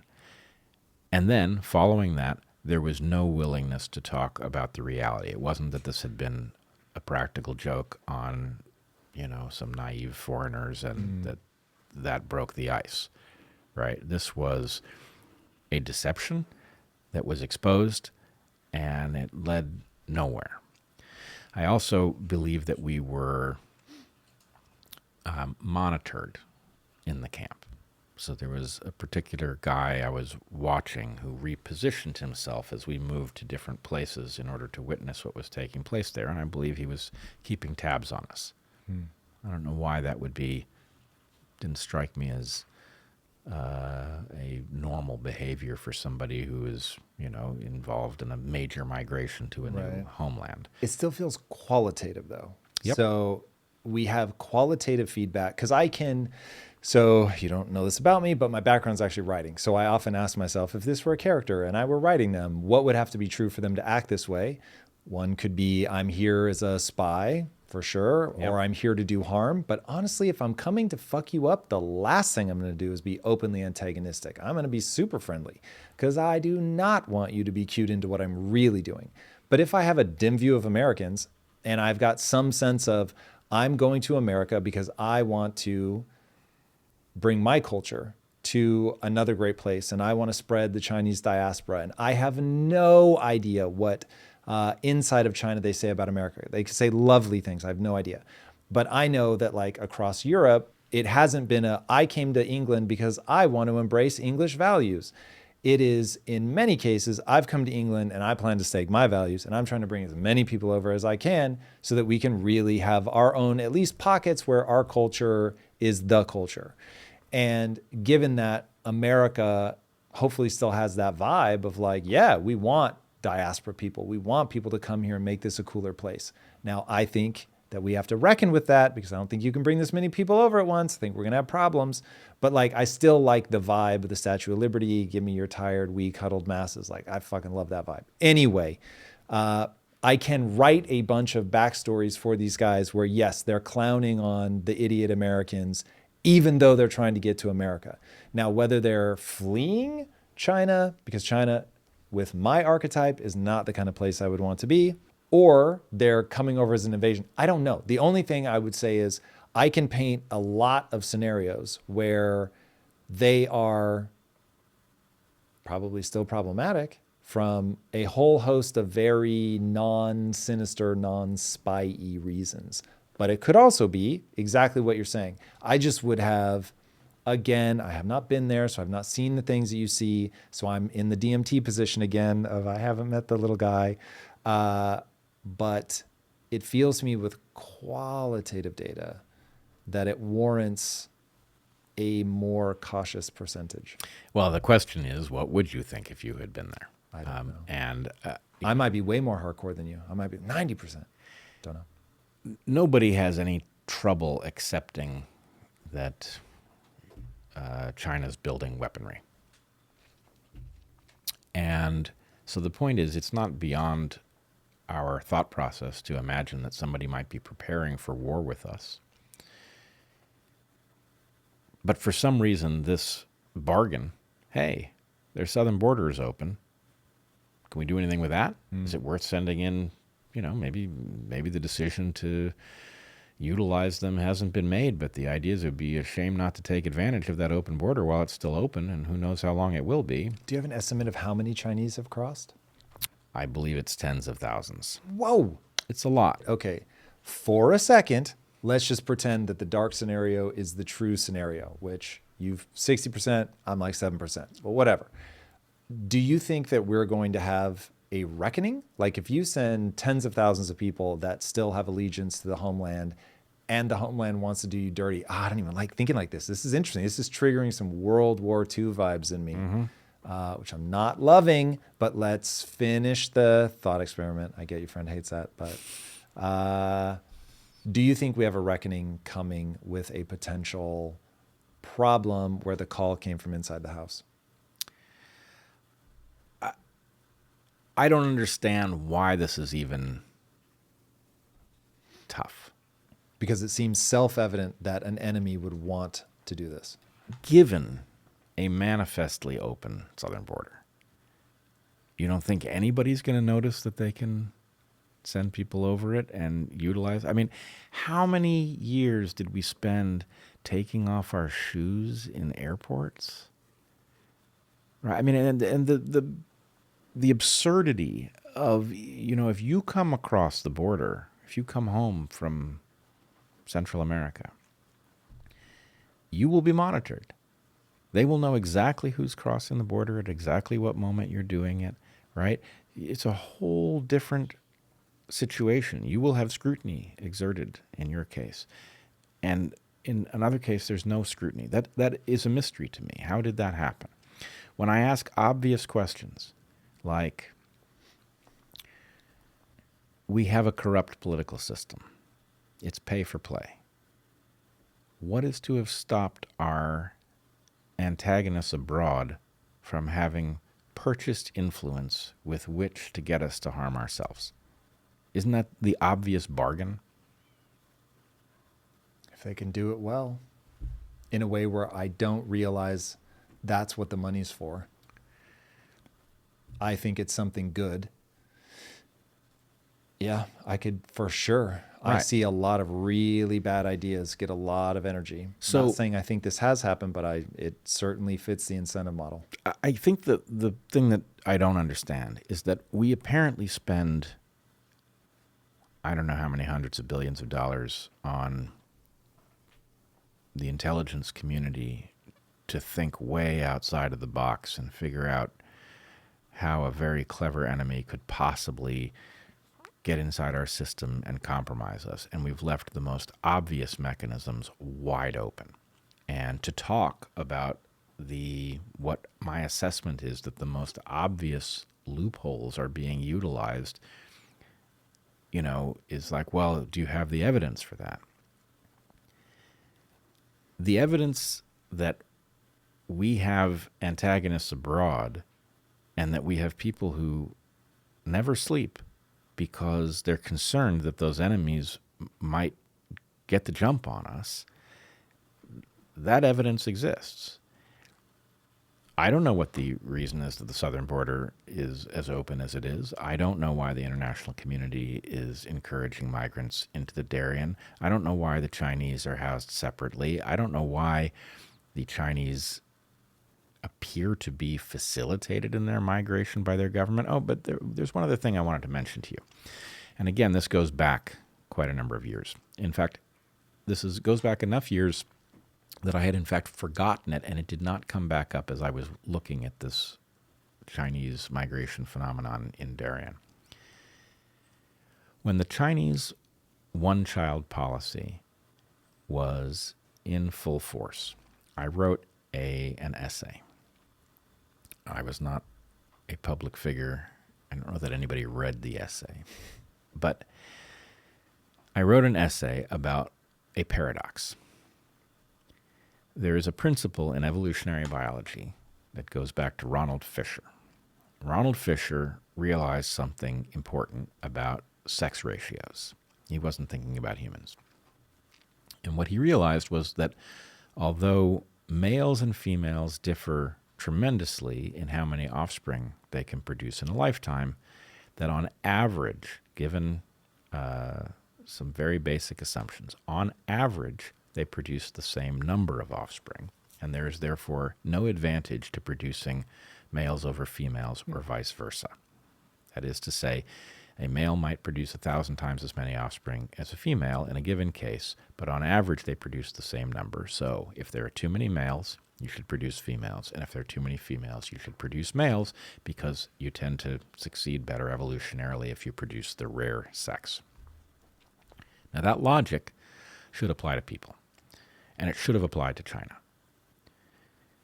If you were a Chinese person and you were going to only be able to have one child, and they were going to grow up in a nation with an abundance of males, you should want to produce a female. A male might well not find a mate. A female would not only be all but certain to find a mate, but she would have her choice, because females would be in high demand. So why, I wondered all of these years ago, did that not cause the embrace of the production of females? Why did the Chinese continue to produce excess males? And what I came up with was the sobering realization that there was another evolutionary force that might well be in play, which is that in a world of lineage versus lineage competition, that there might be a reason to produce a generation with excess males if you were preparing for war. That excess males actually are the perfect substrate for lineage against lineage violence, because men who have no reproductive prospects at home, who are sexually frustrated, can be armed and sent abroad with a desire to come back a hero, and that would be a very effective mechanism for picking up territory. The same process I described to you when we were talking about genocide. That if you wanted Doesn't that seem though like it would be it's the thing you do when you find yourself with surplus males. It isn't the thing you set out to do. Well, I agree with you that it would be a natural if you happen to end up with surplus males, but I don't see any reason that you wouldn't have an evolutionary tendency to, especially in a culture that is as far-sighted as the Chinese have been. It's interesting. I will say that there might be other hypotheses that don't require them to be so calculated, which seems tough to get your whole culture. Like all you're doing is applying the pressure. You can only have one child, and the nation builds an army for you. Strikes me as, well, not impossible, strikes me as very unlikely. I also have a base assumption that could be wrong, but it's a base assumption in my operating system that China's not very imperialist. So I think that people will confuse their desire to get Taiwan back with and we want to go get more. Like they're pretty like, let the world do what the world's going to do. Like, yes, we want to be financially invested so that everybody owes us one, but we don't want to take them over. We don't want to run their countries. But they want Taiwan back because that's part of the original vision. So anyway, if you've got a nation that is not imperial in nature, And they were literally worried about people starving to death, which is why they said, you can only have one kid. And so then you'll get a brief burst of, we want a male because that's how you pass the lineage on. That's how you pass the cash on. Like, just give me a boy. That's all I want. I have a feeling that if it had kept going on, they would have gone, oh, that was a really dumb strategy. Now I want to have girls because this balance is all out of whack. But because they end up nipping that in the bud, I think in the 90s, so it only runs for like 20 years. So you really only have like one generation to be like, oh, terrible idea. Now, so if it had gone on longer and they kept like making sure that they were only having guys, then I might be a little bit more like, okay, maybe. But yeah, I mean, I hear what you're saying, the problem is that the current governance of China is a departure from the historical. True. So anyway, I find it interesting that you have a violation of a known evolutionary principle, the balancing of sex ratios. It seems to me that this would have been obvious to an individual, that even if the society viewed male children in a particular way, that you could calculate that for your own lineage, the chances of your child finding a mate suggested that actually it would be clever to have girls. So I don't know. To me, it's an open question, and the fact that we have what looks like an invasion from what looks like one of our principal, I don't like the term enemy, but looks like competitor, a competitor, antagonist abroad. Well, one thing that could be interesting, again, hypothesis that I have no real reason to believe is actually happening, but is worthy of exploration, would be that this is more of a Viking model where, oh, I find myself with excess males, intentionally or otherwise, and oh, my primary rival has an open southern border, and the Chinese diaspora is real, so I know they will still feel a pretty strong allegiance to the homeland. Let me send them over, which probably isn't a hateful idea. Oh man, I can't remember. There was a guy that was made a spy, and he from Russia. He was actually East German, but anyway, gets recruited to be a spy in the West. And he was like, oh, the thought of like living in America, he's like, they didn't have to convince me. I was totally here for it. So I could see them being like, no authoritarian rule, no social credit score. I'm here for it. Let's go. Well, I will say the scenario you laid out does fit. If the scenario you laid out was right, then my 60% estimate includes it, right? An opportunistic invasion. That does fit. Sure. But I also wanted to point out that the Chinese, as much as they have a multi-millennium history of effectively being insular, is engaged in what is called the Belt and Road Initiative, which is an expansive plan that looks, like a modern imperial. You think that looks imperial? I think it looks like I want you to owe me one. I don't want to be imperial. I do not want to have to rule over you guys because that shit is messy. But boy, oh boy, do I want to control your infrastructure? Do I want you to have relationships with me? Trade deals? Want to control the flow of resources and labor to facilitate a Sino-centric future. I'm not faulting all the good without the Chinese having to govern you. Right. I'm not faulting the Chinese for advocating for their own well-being. I do view, much as I view our government as not synonymous with our population, I see our government as in large measure hostile to the well-being of the citizens, and I feel the same way about the relationship of the Chinese government to the Chinese people. But nonetheless, if there is any, I don't fault the Chinese for viewing the world in competitive terms. That's the adult way to recognize how things work. But I do think we are being naive, not at least publicly entertaining the possibility that our antagonists abroad would take advantage of our lack of security, our famous lack of security on our southern border, and the international community's facilitation of massive migration would be the perfect cover for something that was not collaborative. All right. I have a nasty question I want to ask about the 2024 election. Many people think Trump is the rational monster. Is he? I don't think so. I don't want him to be president because I don't think he has the time, the temperament, or the team building skills to do the job that is necessary. But I do believe he is at least a departure from the ruling cabal, which is clearly hostile to the well-being of average people. That said, I believe there is only one rational choice left to us in this election, and it is Bobby Kennedy Jr. You don't think that'll split the vote? I don't even know what to think about that question. The Democratic Party appears to be fielding a candidate who was too mentally decrepit 4 years ago to be elected to the presidency. Running him again is so preposterous that it's not obvious to me how any American can, in good conscience, vote for Biden. It is inconsistent with our constitutional republic that we have a decrepit figurehead who is standing in for a cabal whose names we don't know. People who are unelected, cannot be called in front of Congress and questioned. If we are attacked in the night, who takes the phone call and decides whether we launch the nukes?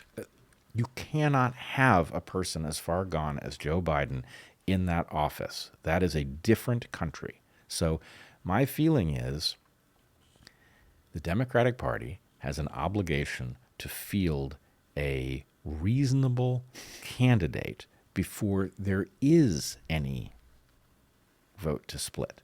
In the absence of that, every single rational American should be fleeing the Democratic Party in favor of whatever makes the most sense. And again, in my opinion, there's really only one plausible candidate for the job running for the office. How the one plausible candidate running for the office is a long shot, I have not figured out. But here you have a guy who has an encyclopedic knowledge of what has just happened to us over the course of the COVID crisis. He's the one guy who's in a position to sort out the implications of what took place so that we can get a proper reckoning and make sure that doesn't happen again. What's more, you have a guy who has a deep understanding of the deep state and is obviously willing to risk his life over the question of how to disengage it from governance so that we can go back to being a democratic republic. I personally know him. I like him a great deal. I trust him. And I believe that his legal knowledge and his